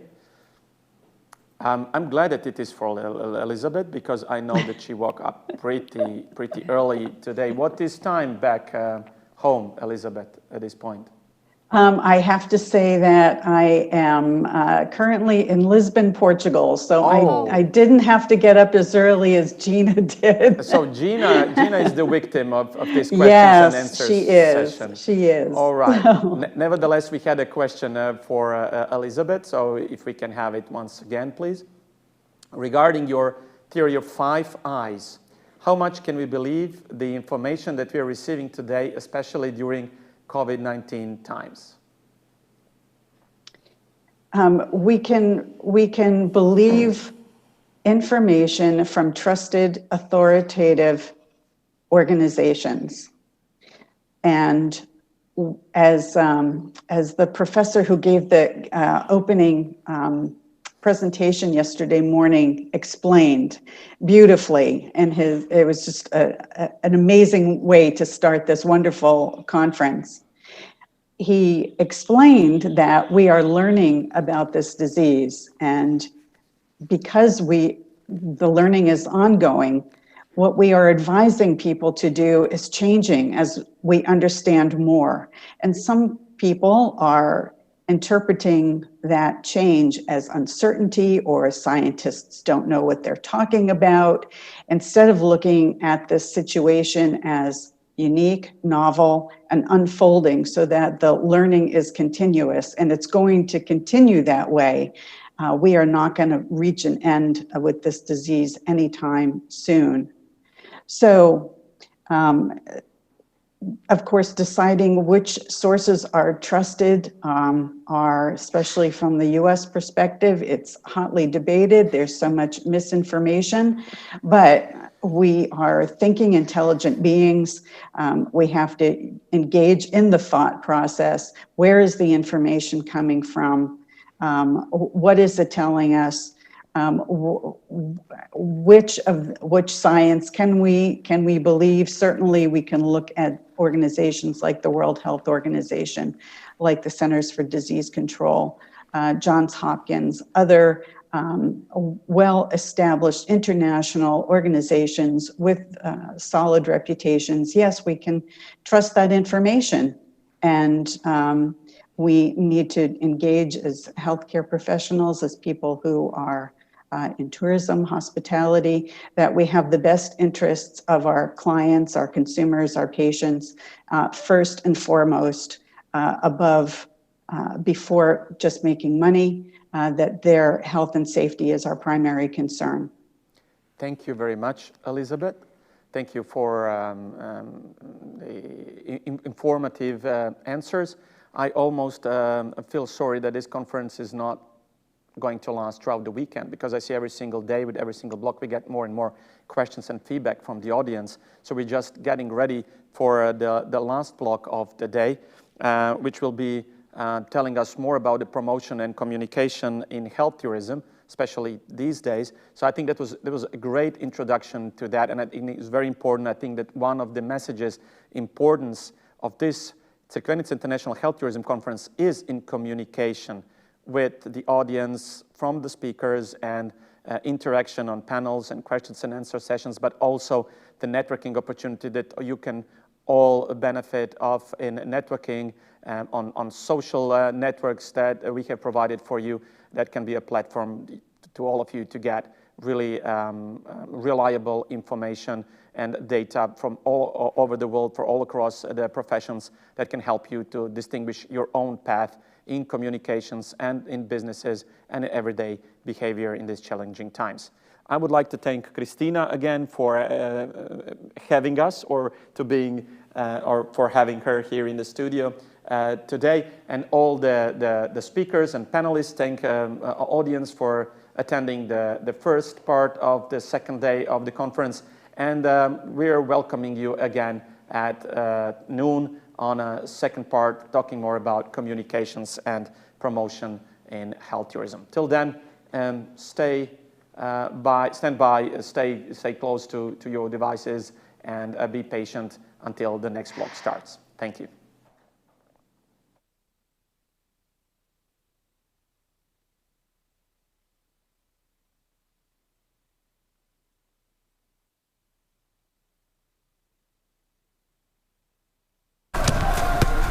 You have to see this video.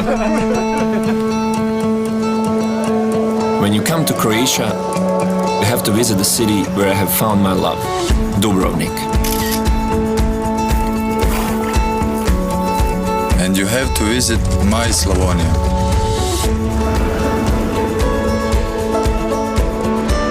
You have to visit our national parks. You have to taste our food.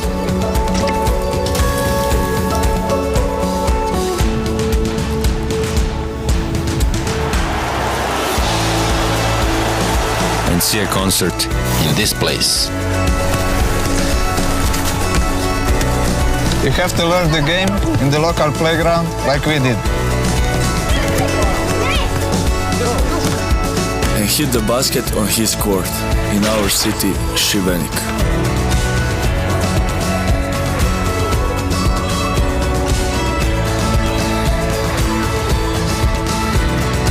And visit one of the sunniest coastlines in Europe.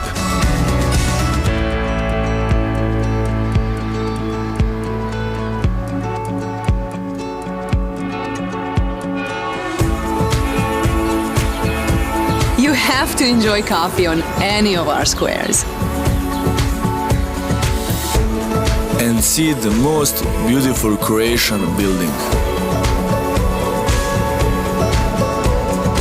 You have to listen to the biggest Croatian musician, the sea organ in Zadar.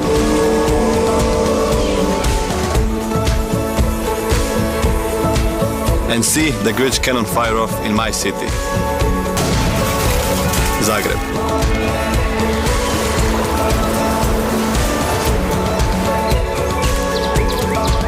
You will never walk alone on these hiking trails.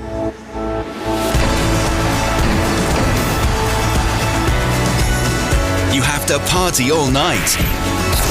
Relax all day. Skate like this. Climb like that. Swim here.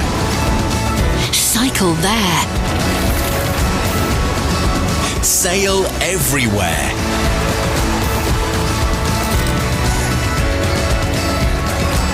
When you want to lift your spirits sky high, you have to come to Croatia. Croatia, full of life.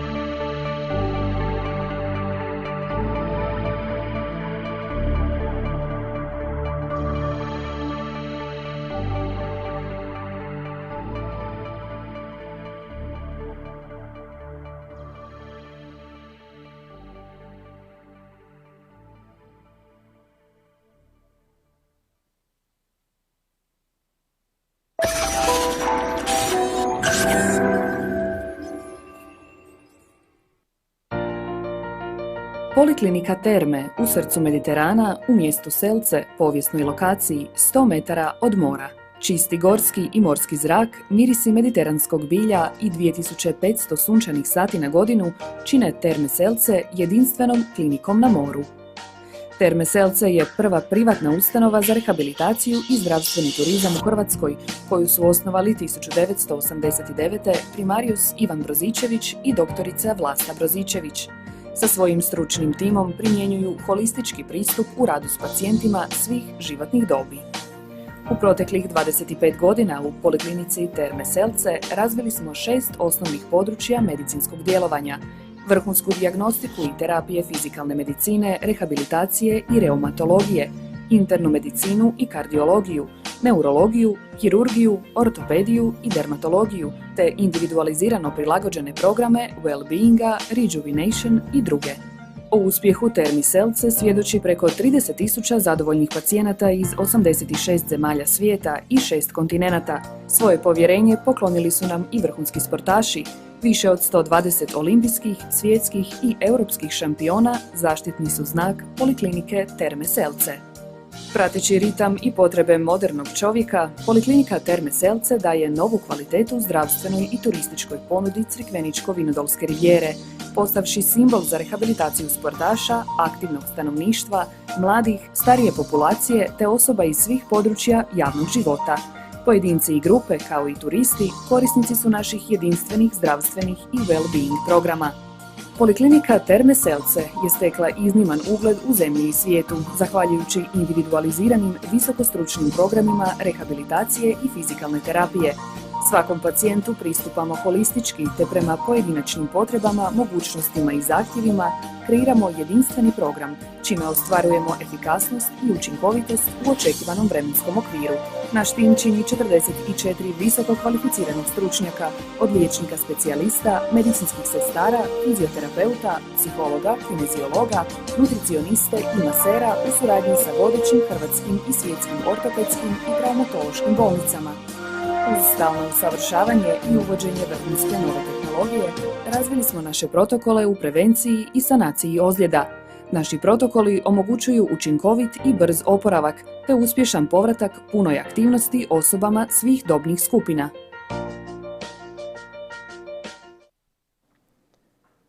I evo, so here we go, precise as ever. It's noon, and as scheduled, we're starting with the final fourth block of the Crikvenica International Health Tourism Conference. In part 4, we will talk about promotion and communication in health tourism. In general, we had great introduction by our speakers throughout the panels. We had Christina in the last block, so we get some introduction to what it is all about in promotion and communication in health tourism. So we will have 4 speakers in this block. We will present every single one of them. So with Medical Tourism Manager of Visit Berlin, Michaela Kerer will be the first one. We have Vice President of CIHT, Salva Rafi, Google Certified Trainer at Escape Limited, Mr. Miroslav Varga, and Medical Travel Expert, Influencer and Opinion Leader, Mr. Ilan Geva. Later on in the questions and answer session, Ms. Isabella Vertar, Editor-in-Chief of the Sensa magazine here in Croatia, will join us as well. So let's go to the first presentation of the 4th block. So Michaela Kerer, the Medical Tourism Manager of Visit Berlin, will tell us on treating patients from abroad, Berlin as a medical destination. So let's enjoy the presentation. A very warm welcome from the German capital city, Berlin. A big thank you to the organizers and thank you for inviting me to speak. It is my pleasure to participate in the 8th CIHT Conference. Let me quickly jump back in history, as in this year we are celebrating 30 years of German reunification. The picture of Berlin's Brandenburg Gate, here after the German Democratic Republic built a notorious wall in 1961, in my view best symbolizes what Berlin achieved within the last years. It changed from walled city into a world city. Today known for its history, creativity, and value for money, it became the city of freedom. In 2019, welcoming 14 million tourists who stayed for 34.1 million overnights in Berlin. 3 years after the unification of 1990, Visit Berlin was founded as the city's official destination marketing organization and has accompanied the tourism development since then. Let me quickly highlight the role of Visit Berlin. It is responsible for the city's touristic marketing nationally and internationally, presenting the city as a tourism destination as well as a congress and/or a medical destination. As the numbers of tourists have sharply risen within the last years, we just started to turn from DMO, a destination marketing organization, to a DMMO, a destination marketing and management organization, trying to mitigate over-tourism and decentralize tourism by integrating the Berlin suburbs in the touristic itinerary. Medical tourism in this context was part of our efforts to push so-called quality tourism, instead of only pushing quantity in tourism. Needless to say, from March this year, nobody was talking about over-tourism anymore. However, Berlin as a medical destination was and is still attractive. I may even say that medical tourism showed a certain resilience so far as compared to other tourism segments. Definitely, the number of patients from abroad dropped sharply. However, still some patients found their way to the Berlin hospitals under, of course, much tougher conditions. Let me give you some background information how medical tourism developed in Berlin. Between 2001 and 2006, hospitals like Vivantes, CIHT, and the German Heart Center started to establish an international office to cater to the specific needs of patients from abroad. Back then, it was an operational necessity. More and more patients from abroad knocked at the hospital's doors and needed to be taken care of, from language support to administrative procedures to cost control and final billing. All was handled differently as compared to the German patient. I'm emphasizing this point because medical tourism to Berlin was and still is very much demand-driven, which means the hospitals didn't start to market and attract the patients, but they had to react to a market demand to be able to handle the different in-house processes. This is definitely different to many other medical destinations in the world. This fact explains why international marketing, the medical service, came into the picture much later. It was back in 2010 that Visit Berlin realized the importance of this market segment and started to engage in promoting health and medical tourism, cooperating with several medical providers in town. In 2015, it was estimated that under normal circumstances, of course, around 21,000 international patients per year travel to Berlin for medical treatment, inpatient and outpatient. In general, we don't have any complete or verified statistics about international patients in Berlin, simply because there is no institution that collects such figures. However, with close partners of our network, we've been able to set up a statistics group that we follow up every year. And last year, we saw a 14.7 increase of international medical travelers as compared to 2018. 39% of them came from Russia, 9% from Ukraine, and 12% from GCC countries. In 2016, Visit Berlin intensified its efforts together with several partners in Berlin and, amongst other activities, launched the multilingual website berlinhealthexcellence.com. In January 2020, we realigned our efforts again and established the initiative Berlin Health Excellence, where from now on 11 partners are funding selected marketing activities, while Visit Berlin supports with destination marketing expertise and logistics. Here you can see some of our USPs and why patients are coming to Berlin for medical treatment. We have all over more than 90 hospitals with roughly 22,000 beds in Berlin. They provide the patients with a complete spectrum of medical care. Complex treatments and surgeries are performed using highly specialized and state-of-the-art medical equipment. Berlin's hospitals offer prevention, diagnostics, treatment, follow-up care, and rehabilitation, and therefore accompany a patient's journey from A to Z. With CIHT, we have Europe's largest university hospital. Vivantes is Germany's largest state-owned hospital group, and the German Heart Center, Deutsches Herzzentrum Berlin, offers the biggest artificial heart program worldwide. Here are listed our 11 close partners of the Health Excellence Initiative. Currently, we have 7 medical partners and 4 accommodation partners in our marketing network. Now let me outline our general objectives in medical tourism at Visit Berlin. First, we are continuously active in extending our network of partners that include Berlin's medical providers, the hotel sector, as well as the trade and tourism sector. In addition to our 11 initiative partners, for example, we have currently 40 advertising partners on our website. Second, together with our local business partner, Berlin Partner, they are the business developers here in Berlin.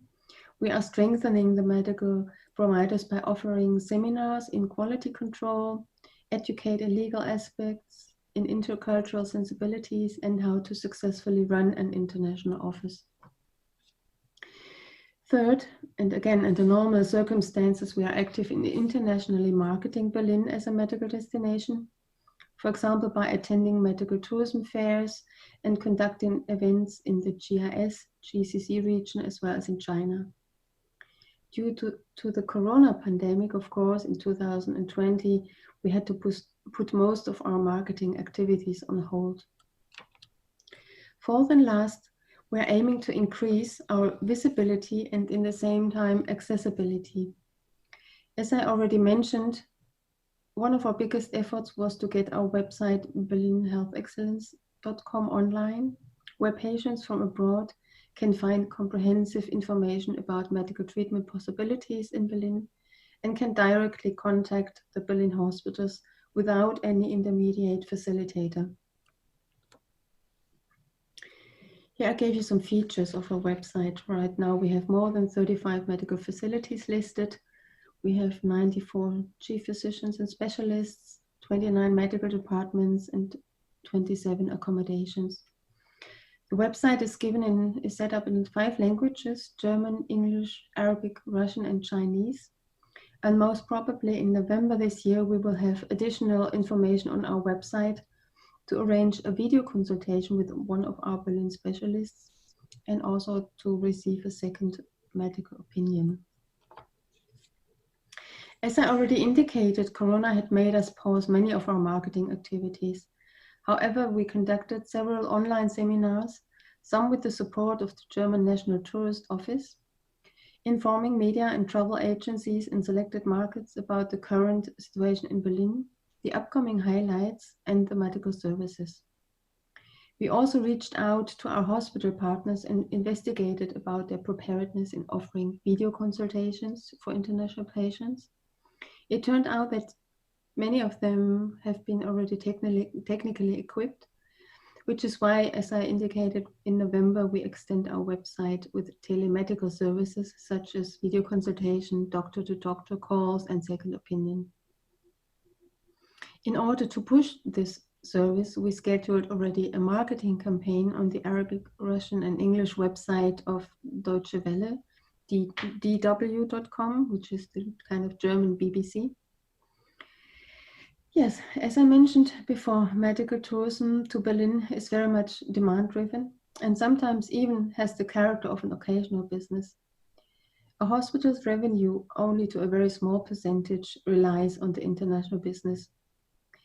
Many employees in the international offices for the time being are currently joining the pandemic team in their hospital to then hopefully soon switch back to the international business again when the pandemic is eased. Even when it is difficult to travel these days and somehow new walls are erected between continents and nations, and there is even restricted movement within the cities, Visit Berlin is trying to be visible and also supports the virtual accessibility to the medical destination, Berlin. Please, all of you stay healthy and hopefully see you soon in Berlin. Thank you very much. We're thankful to Michaela for an interesting case presentation, so you can see examples of some of the most developed health tourism markets in the world struggling in the COVID era, and what are their efforts, what were their plans. They must certainly will have continuous programs and developments once the crisis is over, or at least once that the circumstances allow the further development of the business activities. And we continue with the second presentation of the day, and it will be provided by Ms. Salwa Rafi, Vice President of the CIHT, Healthcare Cybersecurity and Privacy Challenges in Medical Tourism. Let's listen to it. Good morning, good afternoon to all of you. I'm Salwa Rafi, VP of Global Development with CIHT. Welcome to our session today. We're going to talk about the current trends of healthcare security, medical tourism, and impact on patient privacy and safety. But first, let me introduce who we are. CIHT is a global member-based organization working with the health sector to share security threat and vulnerability information specially curated for the industry. Our mission is to enable a trusted community in global healthcare and life sciences by being proactive to prevent cyber attacks, detect malware accurately, and manage response for both cyber and physical security events. 2020 will always be a first-of-a-kind year for all of us to live through this pandemic. Governments are reporting a quadruple increase in cyber crimes since March, and the attacks are mainly targeting the health sector. The virus is changing security and how we are dealing with technology. This is how we make decisions in our everyday life. And phishing is, as we see, phishing is #1 cause of breaches. Workplace violence is spiking, especially against medical staff at hospitals. And medical research has become the most valuable data for all of us. As we see the increase of telehealth adoption, which is a great tool for access and delivery of health services, it still comes with many implications on device security and privacy regulations. The mandate to encrypt sensitive data and authenticate users is more critical now than ever.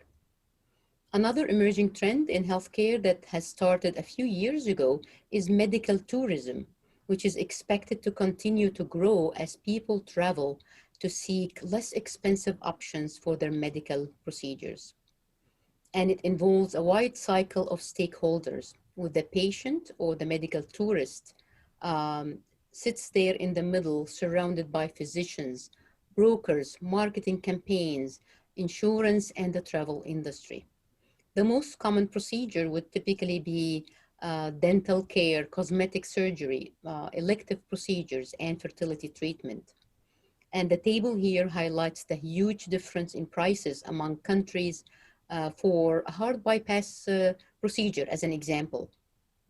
As we see, it's ranging from over $100,000 in the United States to only $3,000 in Mexico and $7,000 in Poland.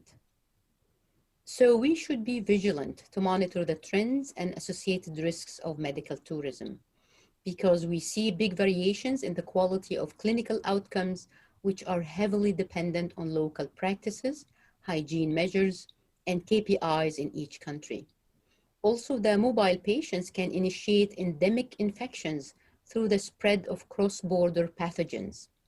Accreditation measures are inconsistent among states, and our particular concern is for patient privacy and the flow of sensitive data across borders to ensure the continuity of care, which is not always possible due to privacy regulations such as GDPR, HIPAA, or the typical interoperability issues between different IT systems. So let's talk about what we can do, the industry, as a critical sector. The mission of the ISACs is to form trusted and resilient communities in the face of organized, sophisticated, and sometimes state-funded hackers and bad actors.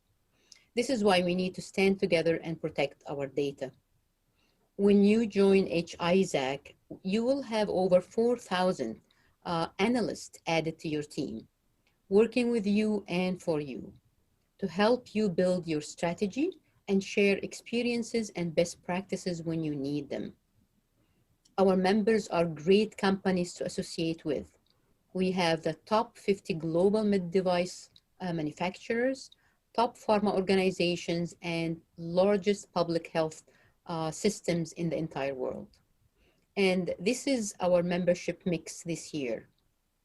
The largest portion is the health delivery organizations, which is the green part of the pie here, from small dental clinics to the largest multi-campus hospitals, followed by insurance companies, med device manufacturers, pharma, biotech companies, health IT organizations building apps and solutions for the industry. We also have R&D and university hospitals and large pharmacies. This is a picture of our SOC, the Security Operational Center of HISAC. We have dedicated staff of subject matter experts and security professionals who will work with you, your teams, to provide curated intelligence for your industry. We have a member-centric model. As you see in the data flow chart here, multiple sources of credible feeds from government agencies, regulatory bodies, law enforcement, and many global intel agencies. Our members collaborate and share what they see in their own environments and countries. and we have a wide network of security vendors and partners. All of this information gets shared with our members, and many use automated feeds to integrate with their own security SIMs for the forensic analysis. This is the benefits and the value of information that we share with our members every single day, focusing on both cyber and physical security, improved security posture, natural disasters, geopolitical landscape. We crowdsource cybersecurity expertise, and we talk about the guidance and the new regulations for medical devices with the largest regulatory authorities. We talk about the risks of emerging technologies, and the aim here is to build a community of trust and resilience as we share best practices. This is a few samples of the reports that we share with our members, the daily cyber headlines, cyber threat level. We use the traffic light protocol, physical security threat intelligence. We have a call that is widely attended by all of the members, the threat landscape briefing, and of course, we share physical security and legal and regulatory updates. We offer surveillance of the dark web, customized for your own domains, for the members, to detect any compromised credentials, their users, patients, or any sensitive medical data, counterfeited drugs or medical devices, or any underground criminal activities related to their organizations. Cyware is a mobile platform that provides access of all of these capabilities to our members to send real-time alerts of any crisis or cyber incidents in their organizations. These come to their well integrated with the smartphones, iPads, or laptops with great capabilities to filter and do customized settings. Shared Services is our digital marketplace where we partner with world-class security vendors to provide software, products, services, and tools to our members at very special rates. And we are very active. We have numerous committees, councils, and working groups that all the members contribute. They are proactive in joining and discussing all of the issues. We also are big on thought leadership, and we publish white papers, articles, blogs, and we welcome lots of collaboration with the industry members. We are also very active. We keep a busy calendar of workshops, working groups, white papers, and we have the annual summits. We have the European Council of Leadership Membership and Companies in Europe, and the Med Device Council. So with the membership, it comes equal seats at the table for all the members, no matter how the size of the organization. Everybody has the same licenses and the same access to all of the events. And let's watch a 1-minute video to summarize how HISAC can help.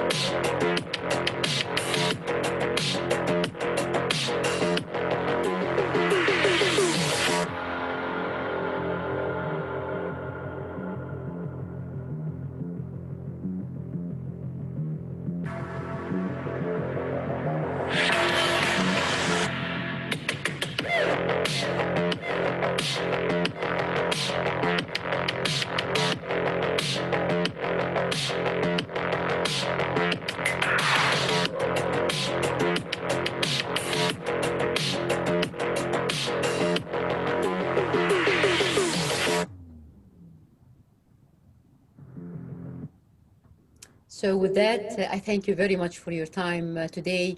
please feel free to reach out. I'm on LinkedIn, on Twitter, and please reach out to us. We can help.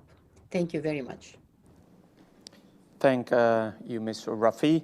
We're back in studio, and the thrill of this conference in these 2 days is because we have people presenting live. So the next speaker today that will present the presentation is here in studio with me. So good day, Mr. Varga, and heartily welcome to our Crikvenica International Health Tourism Conference studio. Your presentation is also a very interesting one. It tells us how did COVID-19 affect digital behavior. So Mr. Miroslav Varga, Google certified trainer at Escape Limited. Hello to everyone. It's a pleasure and an honor to be a part of this conference. When I got the invitation, I was asking the organizers, okay, but how will you organize such a conference? And actually, it's surprising how smoothly, how everything is going on very nicely. So thank to the organizers and thank to all the technical staff here. Because I'm live here, I would ask you not to be very judgmental.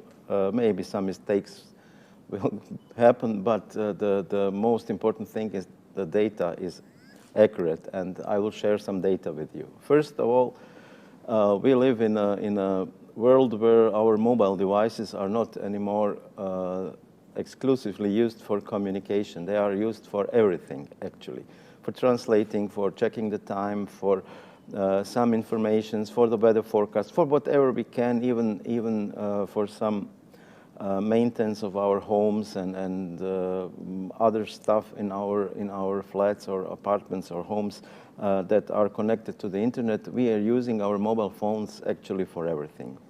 And that is the first big change that has happened to us. The second change, because we always have our mobile devices with us, we became more demanding, more impatient, more curious. We want everything now. Everything is in our hands reach, and because of that, we are even more using our devices to find out whatever, the address, the directions, the temperature, sometimes even useless information in a sense that they don't improve our current state, but we are just curious, why is this street called by the name of Napoleon, who was Napoleon and whatever. We use our device everywhere for everything. And when you check the online behavior, something very significantly happened. We became people or consumers or clients, whatever, that are seeking only for the best. Nothing is good enough only if it's the best for us. So, for example, the search for best travel pillows exploded. It's risen 3 times in the last 2 years. If you check even kitchen salt, even people searching for kitchen salt, this search query increased for 4 times in the last 2 years. So whatever we buy only the best stuff. And overall, the search for something that is best increased about 100%. We are buying, we are looking, we are interested in only stuff that is the best for us. But there is a pitfall. We are always looking for the best, and therefore we are using the internet more than we are sleeping during the day. Some researchers even have found out that we are online as double as we sleep. It can become a problem. It's for some future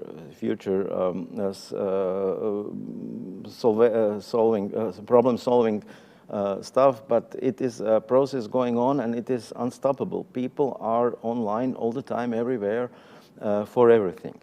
And that's actually the paradox. People are connected, and it's very hard for us, for everyone in all the industries, to connect with people. Because the number of channels, the number of information, the ability to see anything that you're interested in is so big that we are distracted everywhere and all the time. When I was a young boy, I remember when my father bought the first color TV.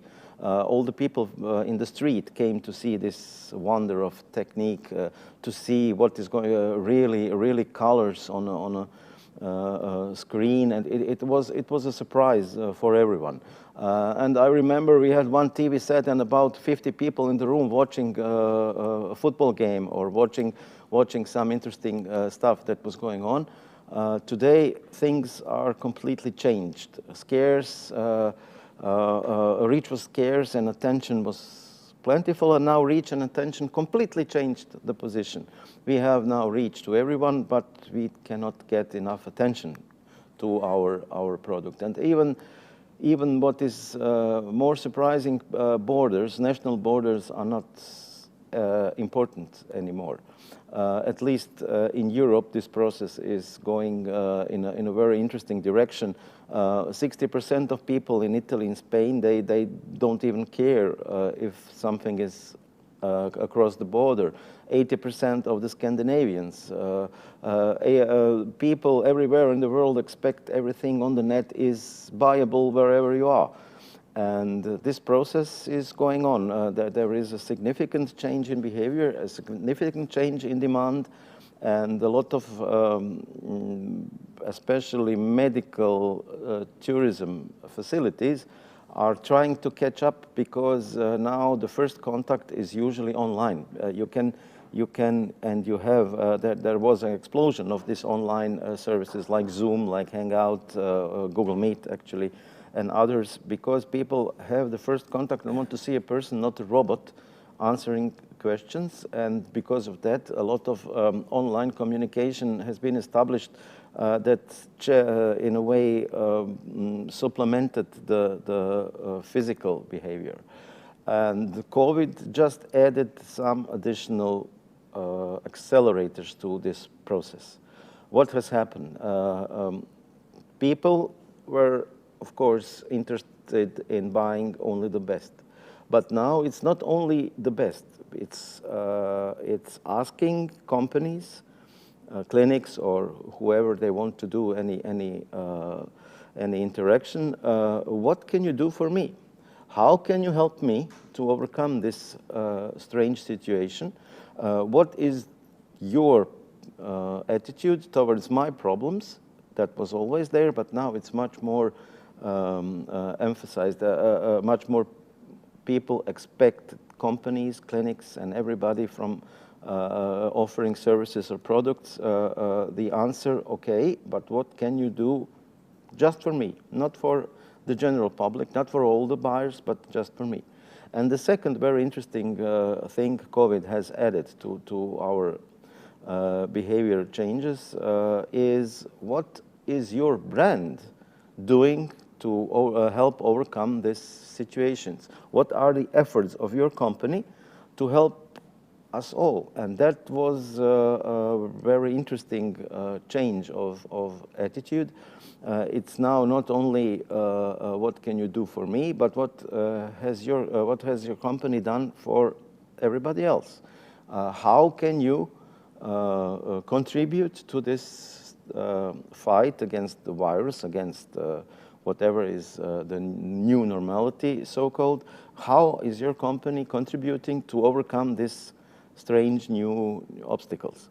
And there is a change in attitude. A lot of marketing campaigns, a lot of marketing professionals were educated on the so-called FOMO process, fear of missing out. If you put some fear in people's in your offer, then people's behavior usually is pushed a little bit stronger to the conversion, to the last step in the process. Now FOMO is not anymore the main reason. It's FOL. It means fear of losing everything. Okay, if I have some interaction with you, how can you guarantee me I will not lose everything? For example, I buy an airplane ticket, and I want to have a guarantee that I can cancel the flight the last day. If I cannot cancel the flight, I will not use your product. And a lot of companies have to adjust for this new type of behavior. It's not anymore the fear of missing out, it's the fear of losing everything. I pay you something and I will never get the product. I cannot use it. I cannot go outside my apartment, and maybe some problems will be generated by this, and I will lose everything that I have paid. And that is one of the main behavioral one of the main behavioral change in people's attitude, in consumers' minds. Don't give me some guarantee I will not lose everything if I have anything to do with you. Why this change happened? If you check some data provided by Google, it is obvious that the coronavirus and COVID disease is on an all-time high. Never in history happened so many search queries concerning coronavirus or COVID disease. As you can see, it happened in the second half of March this year, where the search queries connected with coronavirus exploded because never before people searched for coronavirus, then it exploded, and now we are getting back to a new normal behavior. It's not so interesting anymore. The second interesting thing is that health in general, so health as a topic, is on a 5 years high. Health was never so much Googled, so much searched on the internet as it has been this year.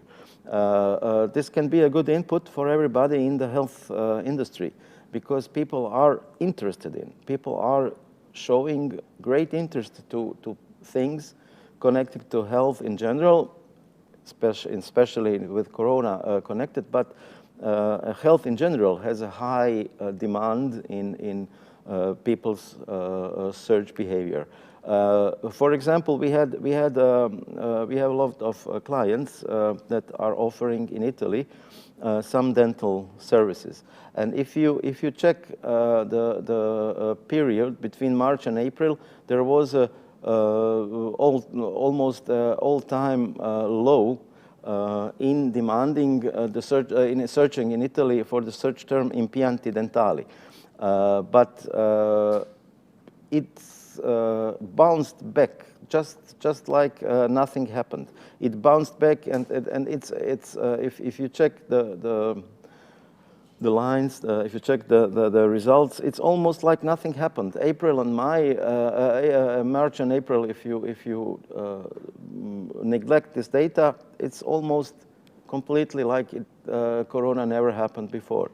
Very interesting for people in the health industry is, we call it in our company, the active and the passive offering of health services. What is an active offering? For example, you have some surgery or you have some dental services. Somebody is actually doing something on your body with you, and there is this passive health offerings. It's just a run away from your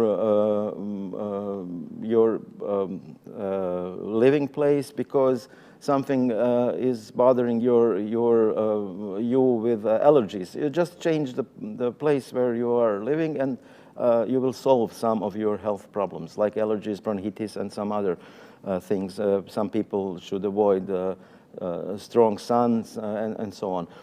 And when you check this possibility of passive health offerings, this is the data for Germany.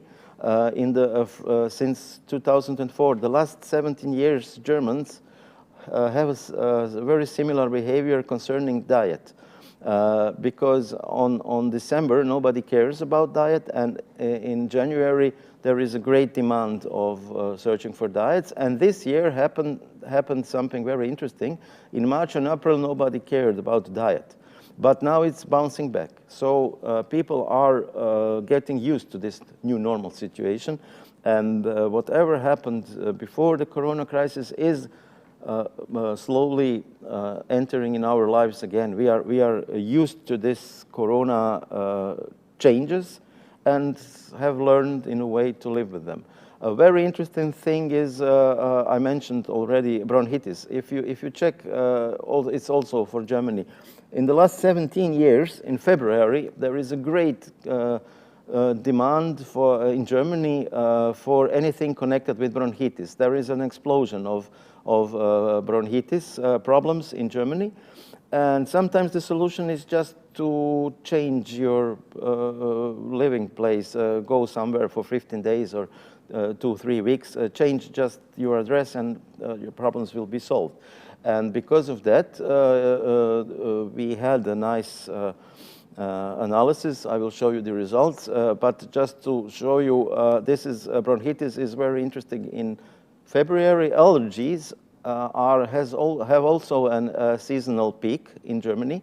This seasonal peak is happening always in March. In March this year, the seasonal peak was a little bit less than the years before, but as you can see, it happened also again. So Corona didn't change us completely. It just changed or postponed some changes that we have, some behavior that we have in our lives. We just postpone some things for a week or month or a quarter, but in the essence, nothing happened so radically.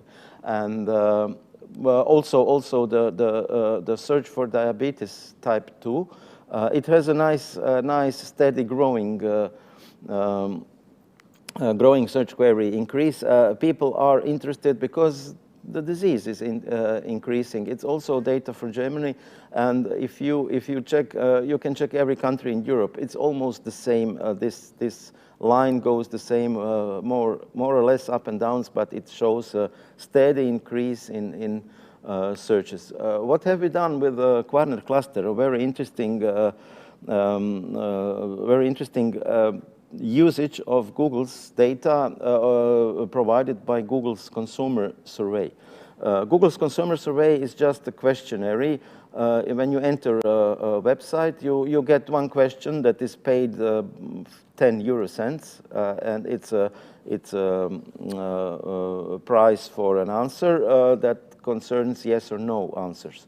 And we just asked people in Germany, did you know that on the island of Maliloshin, people don't have bronchitis? And it was a very interesting question because what happened after that question? People in Germany started to search Maliloshin bronchitis. That was very interesting, and people in some, we have there some hotels as our partners, told us the increase of phone calls and emails and inquiries during February when this survey was going on was surprisingly high for them because people were searching about Maliloshin bronchitis. That's their problem. And the answer was, okay, we have a nice accommodation for you if you plan to come to Maliloshin, whatever, if you have problems with bronchitis and so on. But what was for us very surprising, about 12% of Germans that participated in this survey actually said, yes, I know about Maliloshin and I know there is no problems with bronchitis. 12% of Germans is much higher than the percentage of bronchitis affected people in Germany. So a lot of people in Germany should not be attracted to come to Croatia, come here, we can solve your problem, but just let you know these problems can be solved here, it's up to you. And surprisingly, this year in tourism, maybe you have this data, Croatia had a decrease of overall tourists coming to Croatia, but some special niches had an all-time high. For example, villas with pool, family boats, catamarans. They had a really high level of demand because it was this new normality. Give me something that is closed, where I don't mix with other people, and I will enjoy my holidays, I will enjoy my staying. And I think we should just adjust a little bit, not change our behavior, not change our offerings, just adjust a little bit to the new demand that is happening, and all the data is there. Google is providing, Facebook is providing with a lot of data, a lot of researches that you can check. People in a way postponed and in a way changed a little bit their behavior, but they didn't change it completely. And that is the point of actually my presentation, and thank you for watching. If there are any questions, I'm happy to answer them. If not, I will be even happier. Thank you. Thank you, Mr. Varga. I'm sure there will be questions, but we have to be a bit patient till that moment and continue with the next presentation. We are still within the scheduled time, and we are thankful, Mr. Varga, to have a very informative and very useful, I believe, presentation on possible promotion platforms and tools that we may use even in these times. And the next presentation comes from a topic of branding and marketing in the age of COVID-19, and will be provided by Mr. Ilan Geva, medical travel expert, influencer, and opinion leader.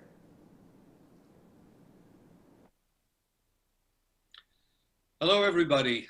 I am Ilan Geva. This is I believe, the third time that I'm participating in this conference, which I really like. And I'm sorry that I cannot be physically in Croatia, in Crikvenica, and share good times and opinions and ideas with all my friends and colleagues. But it is what it is, and we have to continue under the circumstances. So I'm going to talk to you today about branding and marketing in the age of COVID, which is a very strange age. I have some thoughts, I have some recommendations, but I want you to understand that, first of all, I only have 15 minutes. And the second thing is that my ideas and my thoughts are not necessarily the rule. So you can get inspired by them and think about them, but they are not absolutely the solution. There are many other ideas and many other thoughts. So please listen to all of them and make sure that you do what you do best for yourself. Now, look at us now. This is really not a normal situation. And because this is not a normal situation, we already have something that many of us have never experienced before. Many of us simply do not know what to do with this. And there are some situations in the market that require change. So the first question that I'm asking is this: is marketing different today than it was only 1 year ago?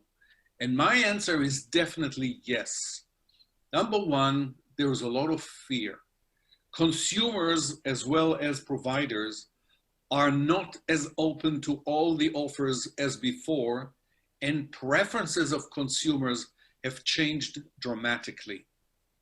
The changes in the market conditions, the affordability, the access, the choices, just the fact that we cannot travel from one place to another limits us tremendously, and because of that, our choices are limited as well. We also started to realize that because of the situation, many people are over-promising, but they're actually under-delivering.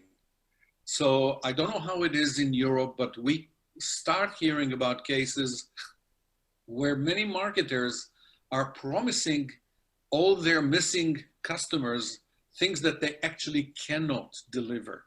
And that's really not good. So you have to be careful about what are the promises that you get and what are the delivery methods.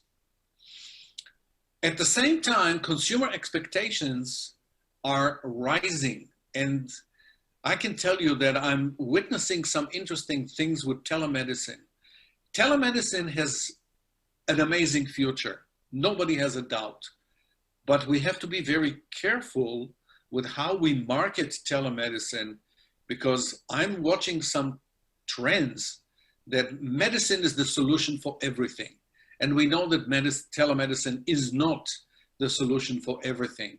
It is limited, it's not for everybody, and yet it sounds like people are promoting it as the solution for all medical tourism problems. And at the end, here is a simple thing. We have overload of messaging on all the platforms. Some of the platforms are actually collapsing because there is too much pressure. So before you begin marketing, I want you to be honest with yourself. Are you still thinking in pre-COVID terms? Meaning, are you still running your business the same way? Did you change anything in your actual business model? Because you may have to look at your business model and start from there. You may have to make some very painful decisions about what to do with your business going into the future. Are you offering what consumers really need and really want? Or are you just offering what you have to offer without paying attention? Are you really better than your competition? Now, we know that in the medical business, it is almost not allowed to say, I am better than the other doctor, because you cannot really prove it. So I'm talking about your service. Is your service really better than the services of your competition? Check it. Be honest with yourself. Make sure that whatever you promise can be delivered. Above all, I want you to think strategically and not tactically. And many people are making the mistakes by thinking that if they add services, meaning tactical, that will be the right way to go forward. If they buy new equipment, that'll be the right way forward. But that's not a strategy. Think overall about the strategy of your business and then go down to the tactics. Will you market yourself as a caregiver? This is a very important word today.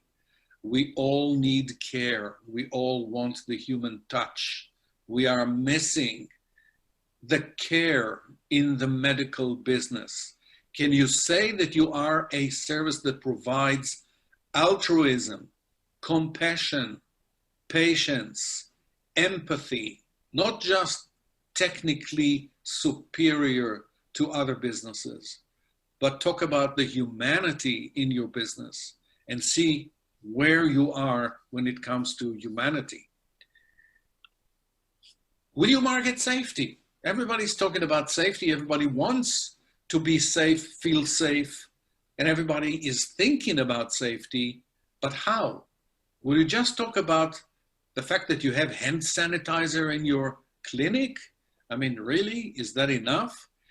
Plexiglass screens between employees and patients, and that you keep safe distance? This is really not what I call safety.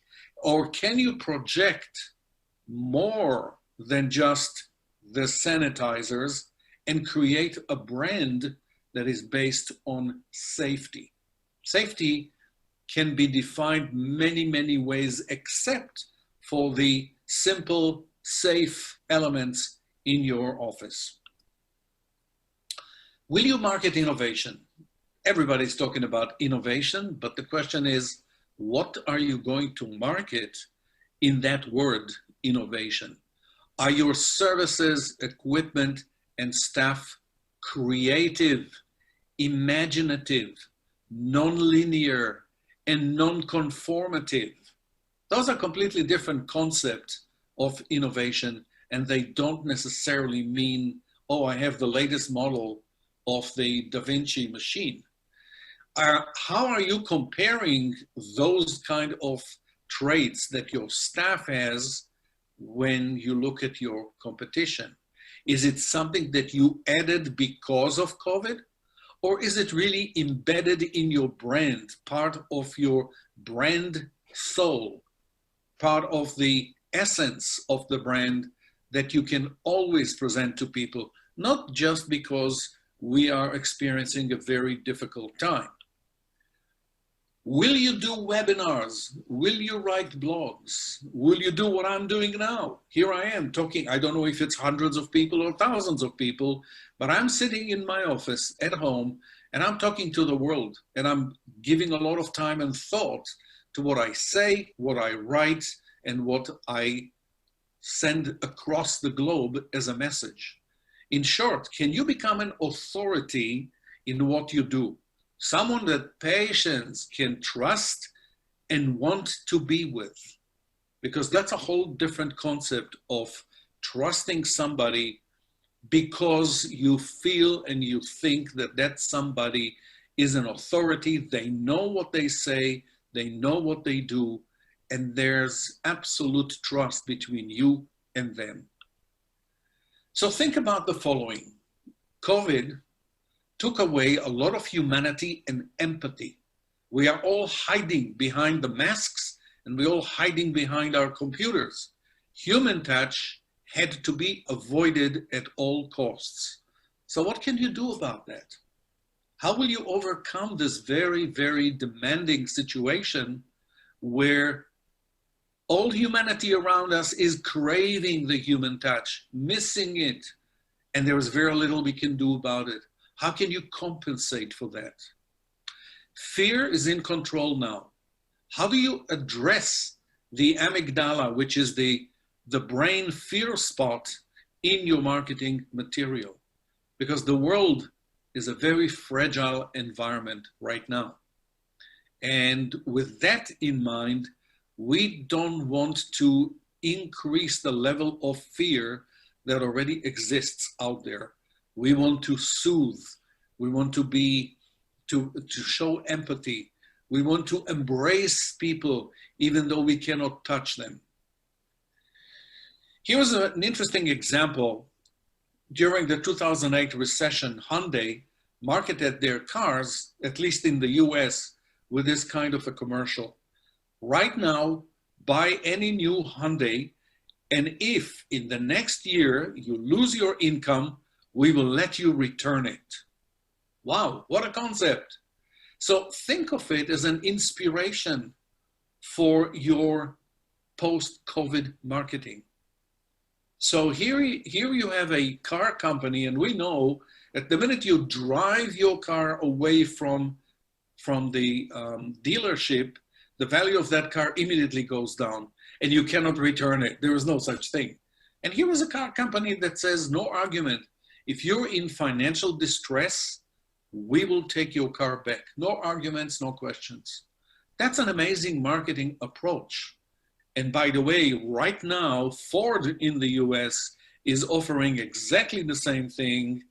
I don't know if the conditions are identical, but the idea of empathy is there. And that's a very good idea to consider.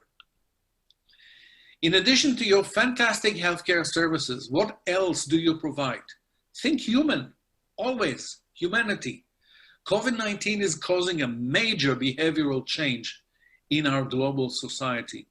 Social media is actually increasing the global panic. Exercise calm in everything you do and everything you say. Make sure you pay attention to how you write things, how you present things, and just stay calm. Always remember, what might be a good solution for your marketing efforts is not necessarily a global formula. So you have to find, your own voice. Don't copy from others, because what may work for somebody in a clinic in France may not work for a clinic in Italy or in Israel or in Croatia or in the US. These are all different markets. These are all different people. And by the way, day by day, the situation of the pandemic is just going up and down all over the world. And whenever you think that we got rid of it, it comes back. We are now having that experience in the US, and it's very unsettling. We may survive the virus, and we learned about digital solutions because that was the only way we could really do things. But as appealing as it might be, something is missing. We need it. It's the craving for the physical sense of belonging, a desire for human connection at any price, everywhere. And that includes all the marketing materials. In addition, I have a little problem here. Here it is. So, reevaluate your business offering, your relationship with the world, and your priorities. You may have to change the priorities that you have currently in your business plan, in the way you offer things, the services you offer. Think about it again. Reevaluate the entire business. Mahatma Gandhi said, be the change that you wish to see in the world. Can you do that? So far, the world around medical tourism is not showing much of change. Airlines are not just going broke, but still treat customers badly. Hotels basically reduce their services using the excuse of being clean and keeping you safe. Insurance companies are worse than ever, and most companies have reduced the level of customer service with one excuse or another. Should you be one of them? After all, customer service is marketing. So think about it that way. That will change the way you think about your business. Customer service is marketing. Customer service is your brand, not necessarily the medical solution, but everything around the medical solution. In difficult times, your customers and patients will notice the difference that you make and will remember it for a very long time. So make a difference. Be different from others as well.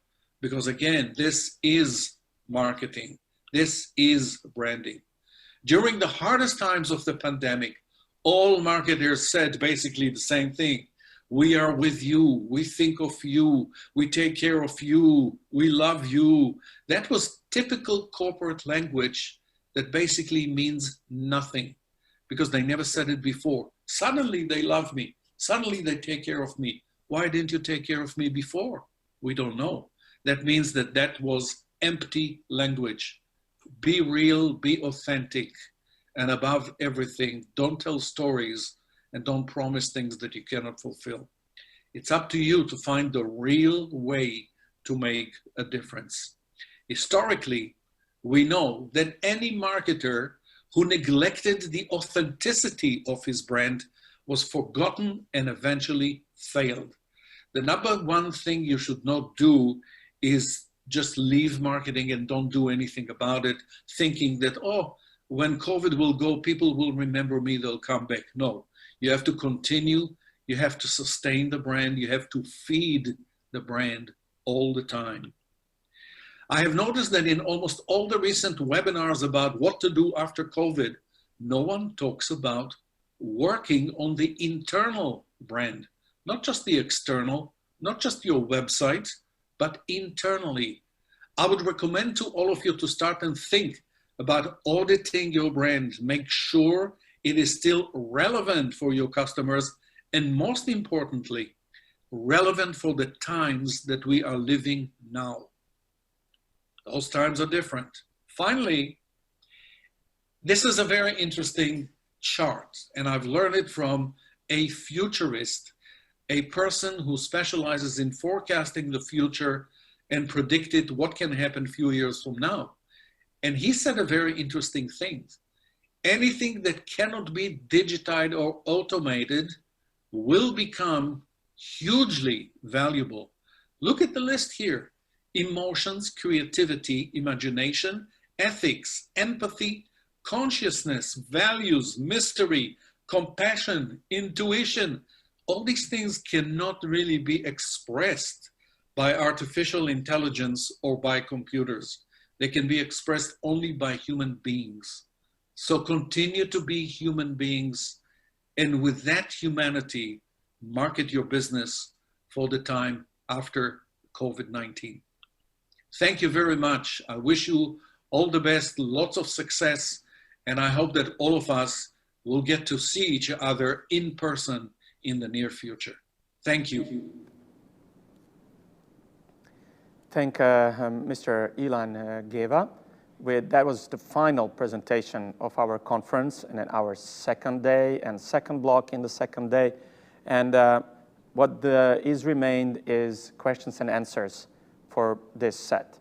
Mr. Varga is here with us in the studio, and we will be including him in the questions and answers. We have several other participants in this slot online, including Ms. Michaela Kerer from Medical Tourism Manager of Visit Berlin, Ms. Salva Rafi, Vice President at CIHT, medical travel expert, influencer, and opinion leader, Mr. Ilan Geva, and a fresh new guest, Ms. Isabela Vrtar, Editor-in-Chief of the Sensa magazine here in Croatia. So now if we may have a couple of just slides to present the magazine and the projects of the Sensa magazine. So this is the magazine.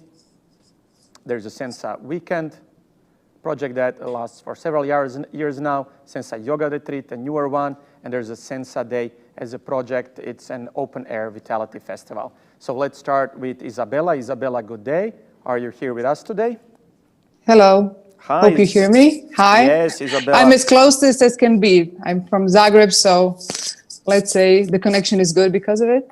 Great, great, Isabela. So basically, first of all, I need to congratulate to you on a project, a great event that was held yesterday also in Zagreb. I learned the Adria Luxury Summit, which is one of the projects that you're engaged in.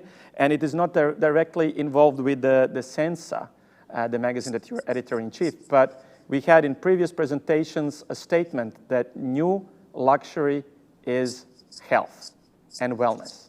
So can you tell me more about the magazine and topics you cover, and can it be related to new luxury trends in a way?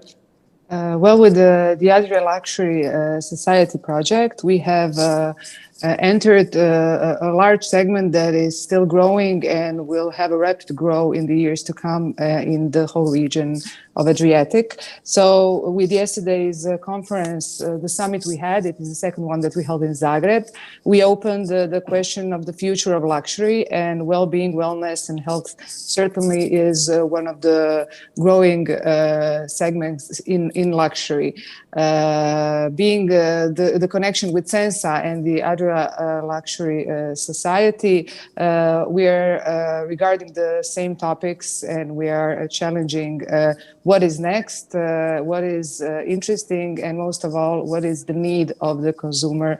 And we talked about patients already, but I would say people, especially in the prevention segment. And this is something that we have been doing with Sensa magazine for over 13 years now, and with all of our projects in this segment, like Sensa Weekend, the Sensa Yoga Retreats, the specially planned programs for people to have time for their own, but not just the leisure time, but time to think about their health, to learn new ways of expressing it and living it. So the prevention and not just the care is is one of the main pillars of the Sensa as a brand in home, not just the magazine, but all the things that we do. So you're basically doing the products, and as a media, as a magazine, you're also a communication platform for advertisers, for marketing of those services. So could you give a piece of advice to the advertisers, to our stakeholders, private or the public ones? What kind of marketing and publications or projects would be the most effective marketing and advertising tool at this point? A lot has been said about the trustworthy brands and about the stories that went to the public even before the pandemic. So having a strong brand and practicing what you preach is very important for us in Sensa, and we have made it a stable brand and a brand that people look up to, find it comforting, and we have a really strong community. So I would say this practice what you preach is one of the main things, as the presenter before me already said in his presentation. What we can do vice versa for each other, us being a magazine and a media and our partners, is to create a unique story and bring the topics that are important, especially now. I must say that the communication coming from the states, from the governments regarding this pandemic, especially in Croatia, we say stay safe, stay responsible. Unfortunately, most of the people find it that someone is telling them to stay put. And I think there's a great need, especially after the first 6-7 months of the pandemic, is to go the other way around, to talk more about health, to talk more about prevention and exact points of how to do that. And not just stay put in their houses, but to stay active in the care given to themselves by themselves. Sensei is here to give solutions. Our programs that are going live are here to give people even more chance to find what is good for them, health-wise, well-being-wise, and wellness-wise. And I think our partners in this programs, especially the tourist part of it, the hotels that we are partnering with are in this story together with us to show their strength and their brand and their communication of being a place safe for the travelers and for the guests, but especially a place where you can find good solutions for health, wellness, and well-being. Thank you, Isabella. I'm certain that there will be more questions for you and for all the participants very soon via our event app. But in the meantime, I would like to stick to the idea of marketing and advertising at these days. So, Mr. Varga, you already told us a lot about Google Analytics, the data, and so on. But what is actually, in your opinion, in these actual pandemic days, what kind of marketing does make sense, especially for the health tourism? So it's health, so it's a Googleable, and it is still a Googled term. But what kind of marketing do you think can make some results even at these times? Thank you for your question. I think that Mr. Ilan Geva answered quite a portion of this question. We have to overcome the fears of the possible patients or visitors or clients, never mind. What I have shown in my presentation is that the interest is almost untouchable. Actually, in some areas, it's even higher than it was ever before. So health problems didn't disappear with Corona. Corona just put a nice blanket over all the problems. But if you have a pain in the back, you have still the pain in the back, and it has not been solved with Corona. What I think should be done in marketing, it should be this new process of fear of losing everything. It was a nice example with the cars, but in the United States, where you can give the car back, a lot of airplane companies have introduced this new possibility of money-back guarantee 24 hours before your flight. A lot of hotels have introduced this. I think just that we have to adjust, that we have to include and embrace this new full fear of losing everything behavior in our marketing and advertising strategies. So on one side, we should try to overcome people's fear. On the other side, we should guarantee to them that they will not lose anything if they have decided to do any business with us. And actually watching and analyzing the numbers, people are adjusting to this new situation and are searching and searching for answers about health problems almost as it was before this Corona times. So I think we should adjust, but should not change radically. We should think about the fears. We should think about the fear of losing, fear of in a way, what will happen to me if Corona is entering my life. But safety and security and medical problems are still just here and need to be a little bit adjusted. It was very nice, the last slide where I saw this human behavior, empathy, fear, love, and whatever. Everything connected with emotions is still here. It didn't disappear. And I think we should, as people offering anything in this area of business, we should try to explain people that would come to us that fear is something that we can overcome, that we have solved all the problems that are, and it's not just putting a dispenser, explaining to people, nothing will happen. Adjust your marketing strategies and change your, add some additional messages to your marketing strategy. And I think that should be the new approach to marketing in health tourism.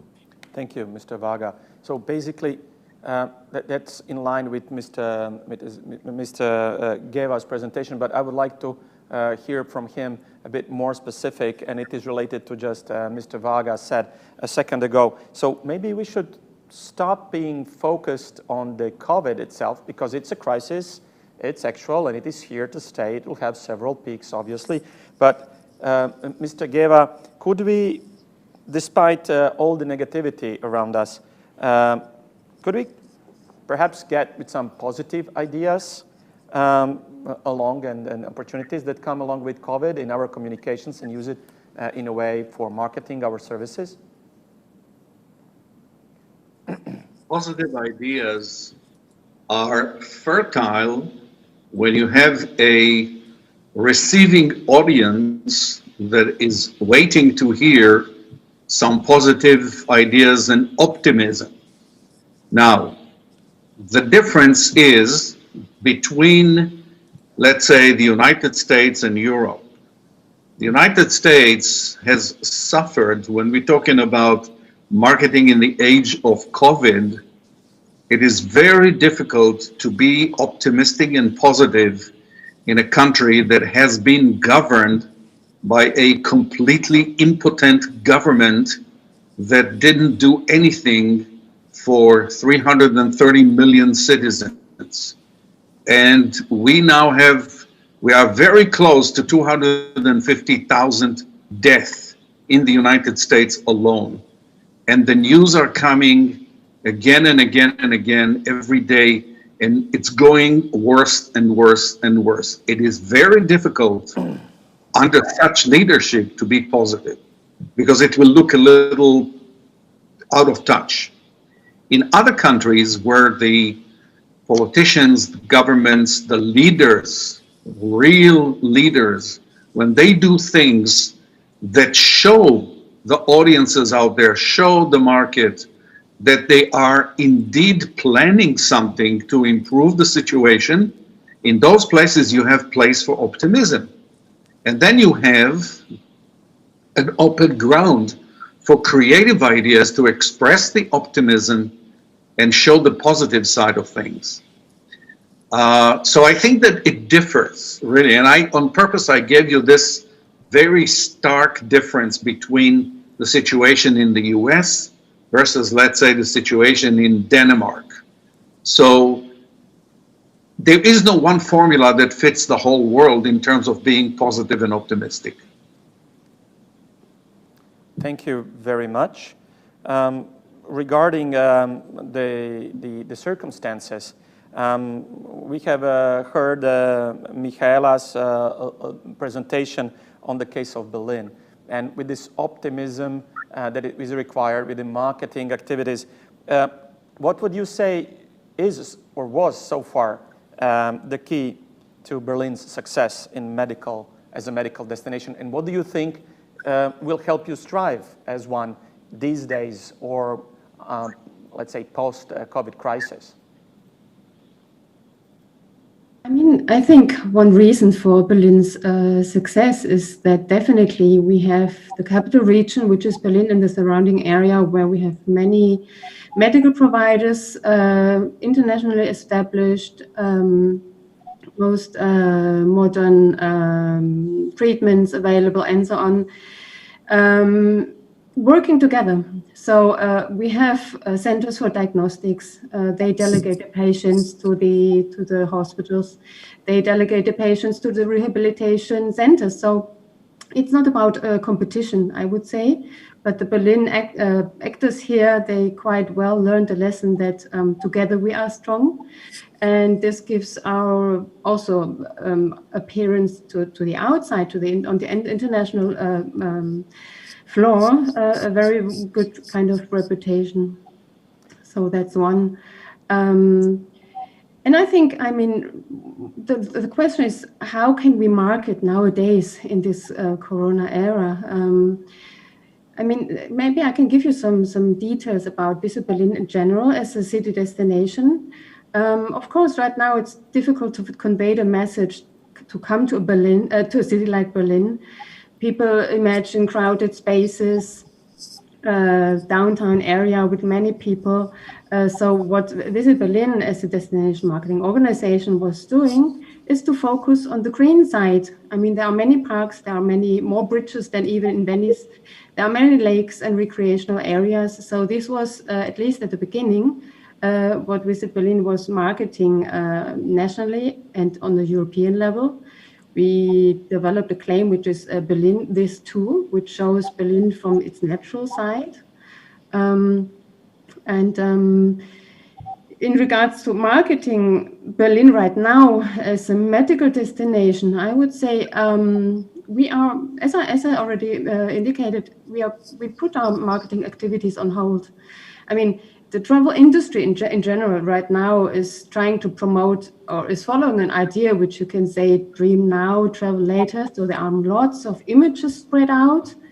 Sometimes so much displays that you see an outdoor marketing display. For example, I saw it just recently for Barcelona here in Berlin, and Barcelona is under a total lockdown. So this is a typical example of having how messages can be displaced in the times of Corona. So you should be cautious, and we are cautious. What we do definitely is, as I mentioned also, I mean, we try to keep up the accessibility. Maybe I don't say if you transfer the dream now, travel later, then diagnose now and travel later, at least if it's possible from the health perspective of the patient. And in all those your efforts, Michaela, and whatever you're working at this point, are you working with some kind of facilitators or some agencies that are bringing international patients to Berlin, or even national ones? Or is every stakeholder working on his own? And are the clients coming more, through operators or foreign institutions or insurances, or are majority of them individual? And how has it changed now in COVID times? Mm-hmm. So we do not cooperate with facilitators, especially there are not very established ones here in Berlin. But we actually do rely on the services which the hospitals already offer. So they establish the international offices. There is multilingual staff who supports the patients in arranging accommodation, in getting the medical visa in his or her home country. So it's actually a service which the hospitals here in Berlin already established, which goes far beyond the typical medical service, which is usually offered for the German patients. So what I just want to say is that they basically support the service which a classical maybe facilitator is offering. Yeah. Okay. So there is still communications even in Berlin, and there is a suggestion that Michaela provided, or example, so dream now, travel later. Mr. Varga explained how there is still demand, there is still inquiries on the topics and the services that we were talking about. But that also, especially at these days and at these times of crisis, when we require transparency, when we are looking for credential information, reliable one, it's the question also of, I think, the safe transfer of the information and the data. So for Ms. Rafi, for Salva Rafi, would be the question, and how safe is at this point communication in hospital networks or in facilities networks? How often do you notice or do you measure security breaches or attacks happen? The security and the privacy of patient data is our focus here. When we talk about, I come from a healthcare security agency, CIHT, and we see that with the traveling patients, they are part of the EMR system in the hospital, but because they are traveling, because of their sensitive data would be going from one country to the other, hopefully for the continuity of care, this is a big challenge and a big vulnerability, frankly, when it comes to cybersecurity. Hospitals have been hacked repeatedly. They are the most vulnerable part in the healthcare system. And we have seen or witnessed the imminent threat that was issued last week just about the vulnerabilities and the ransomware targeting many hospital systems. So this will continue to be a big issue for us and something that we need to strive to work on, especially when patients either come through with their medical data, with their diagnosis, they are seeking the treatment, and then getting all of this data back to their own countries. So transportation interoperability has always been a problem, and not just among countries. We see it simply among different healthcare facilities. Moving it from the family physician to the tertiary care hospital, as an example, still IT and interoperability issues exist. So this is a big challenge, which hospitals and facilitators sometimes also have access to this data, which is a big loophole in the regulations. We need to be very cognizant of this problem. The other day here in Croatia news, we have noticed that in a neighboring country, there have been photos and videos of a naked woman in an improvised COVID hospital that were filmed and set online. So this is one of the bad examples, of course, in these extraordinary circumstances. But Ms. Rafi, is there a safe way to transfer patients' data these days, especially if you're talking about a telemedicine? So if there is a link, it includes video, it includes communications, servers, platforms, providers, and so on. So there are many people and many technology chains in that communication transfer process. So is there perhaps a certificate that we may rely on that, that process has been certified and assured that it is in a way safe and proof of security breaches? Well, there is no universal, there is no simple answer, unfortunately, for the security of the data. So we see in telemedicine or telehealth networks, we need to make sure that everything is authenticated, device security. We are using lots of medical devices, sometimes within the telehealth system, to measure vital signs or to take medical imaging, and the transmission as well between the data. Perhaps the best thing that we could do is have a hospital to a hospital or practitioners using their own systems to transmit the data just as much as possible to minimize the exposures to the facilitators, to the all the handlers of the data if the patient is traveling for medical tourism.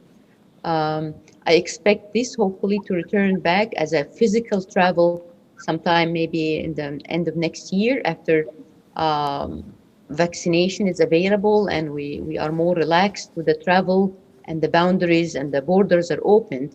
But so far, telehealth has proven to be, when it comes from certified sources and hospitals, they have been as safe as possible. There is nothing called 100% secure, unfortunately. So just try to not minimize and expose the data to many resources, and also targeting secure hospitals who will make sure that users are authenticated, and not just for security but also for the privacy. Only users who are authorized to see the patient data should be able to do that at the right time. So we need to be very, very strict when who handles and sees the patient data. Thank you. Thank you very much. In the meantime, we have received several questions through the event app. So let's see the first one at this point and share the information with the broader audience. So the question we have received is from Parikshit Yahurka, and it's for Mr. Ilan Geva.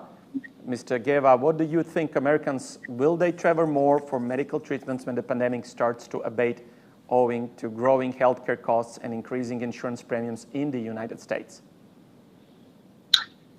Yeah, the $1 million question.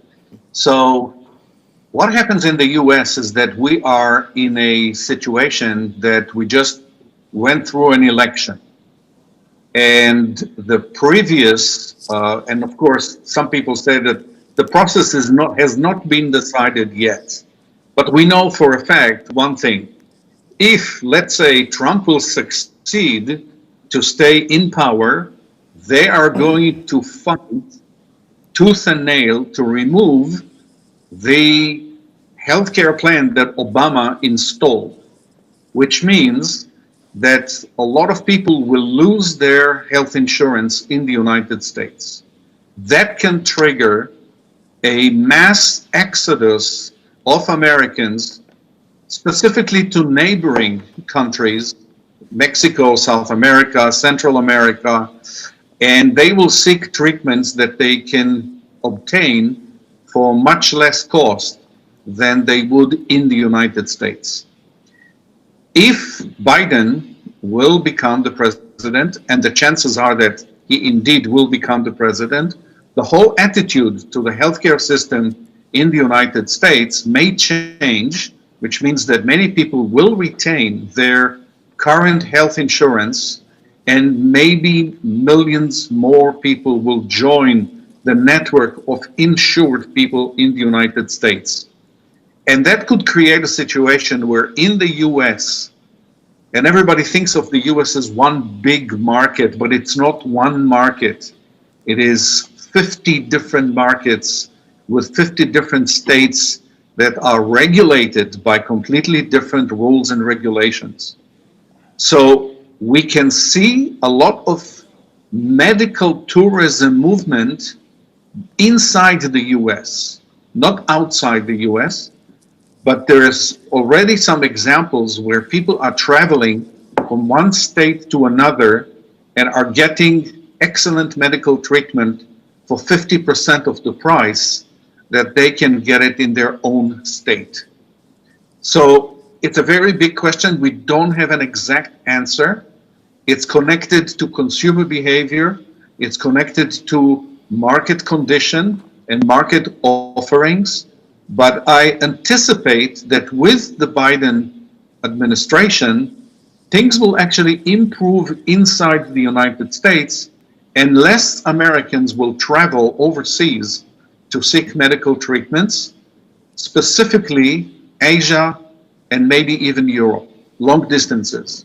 And they will seek those solutions either for a cheaper price or better quality in other destinations inside the United States. Thank you, Mr. Geva. I do hope that we haven't interrupted the beauty sleep of our speakers calling us from the United States, because it's still pretty much early back home. But we have more questions, so I do please ask you to stand by, although we're very close to the very end of the schedule finish of the conference. But we have received many questions, and we would like to follow through a couple of more. So let's go to the next question for our panelists. It's for Mr. Varga. You mentioned the consumer survey where you can ask one question for little money. Can you please expand? So can you please elaborate a bit? It's very easy actually to use. It's just Google consumer survey. And then you will get the platform for asking questions with yes or no answers or with optional answers. It's pretty much self-explanatory, so you will not have any problems.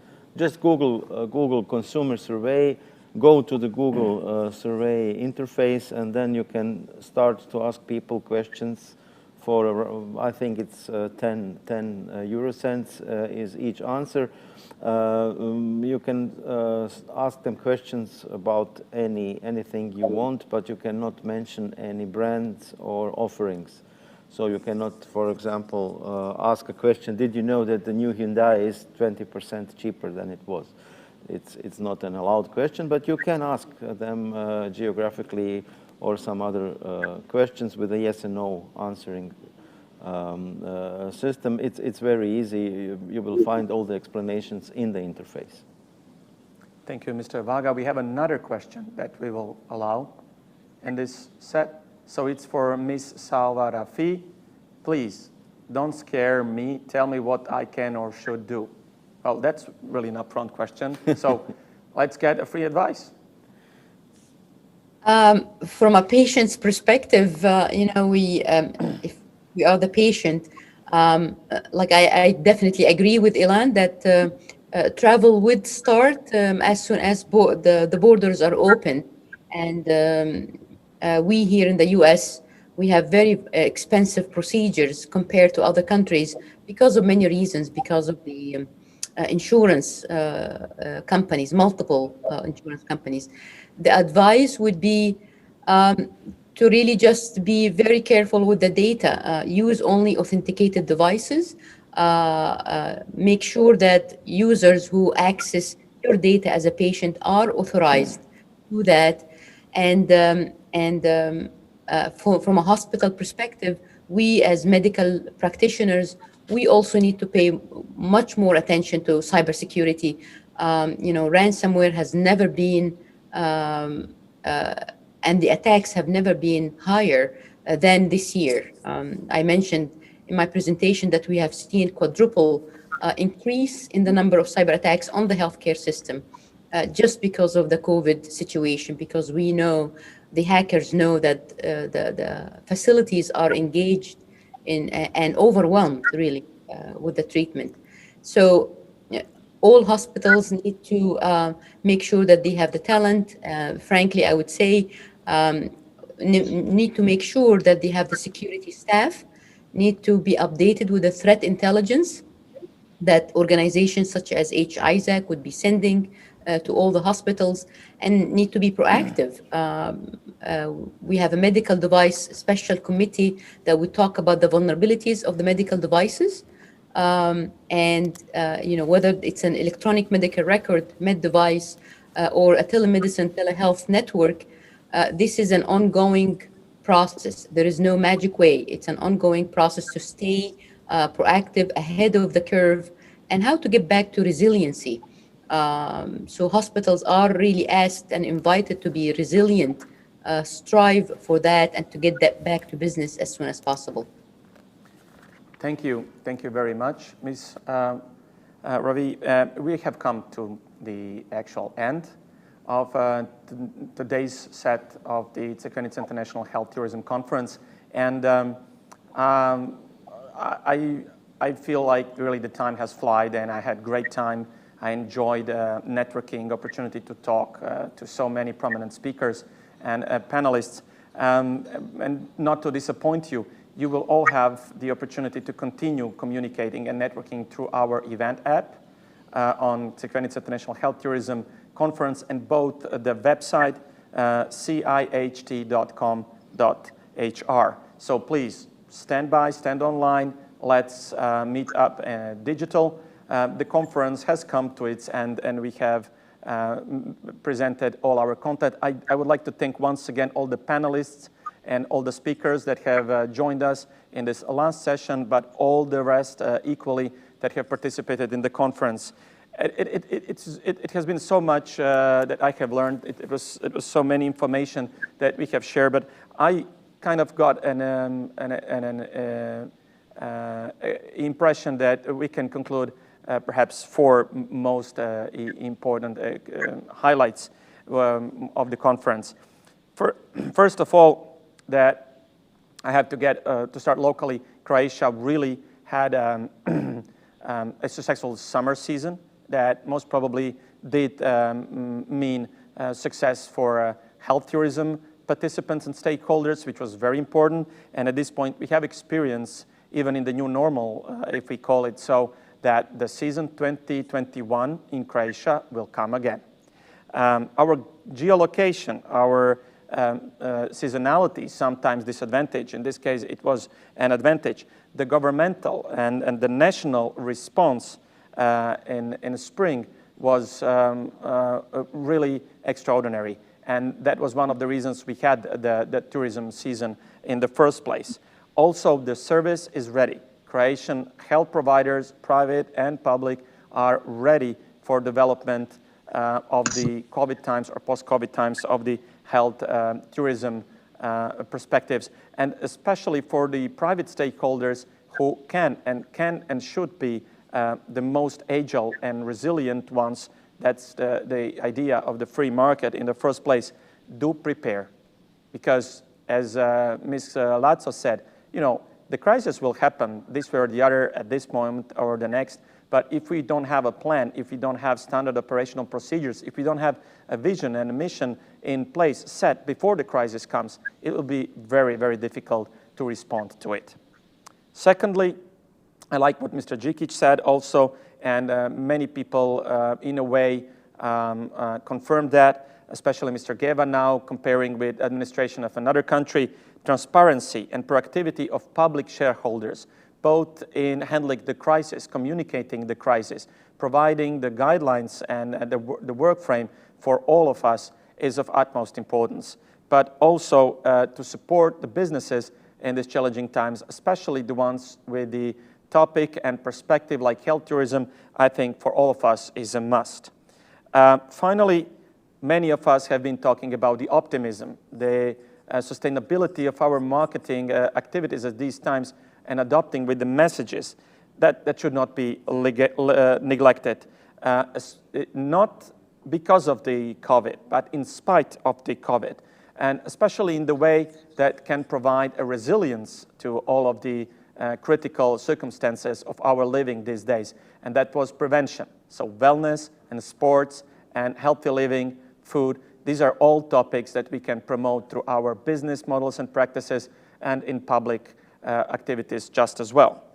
And the one that I find very interesting these days, because I'm finding utmost challenges, is that the emotions and emotion of fear, which is resilient to the artificial intelligence, as all emotions are, is the one that will be the overwhelming for the next days, weeks, and months to come. And once that we are aware and we own the issue and our state of mind and state of our souls, perhaps, I think it's the thing that we should face and adopt, because we cannot change the environment, we cannot change the crisis, but we can change ourselves. We can adapt with our state of mind, with optimism, with positive perspective towards ourselves, environment, people around us, and whatever the business or our ideological framework may be, because in the end, it is all up to us and our perspectives. The beauty is in the eye of the beholder. So I do invite you, to go into the past in your previous experiences.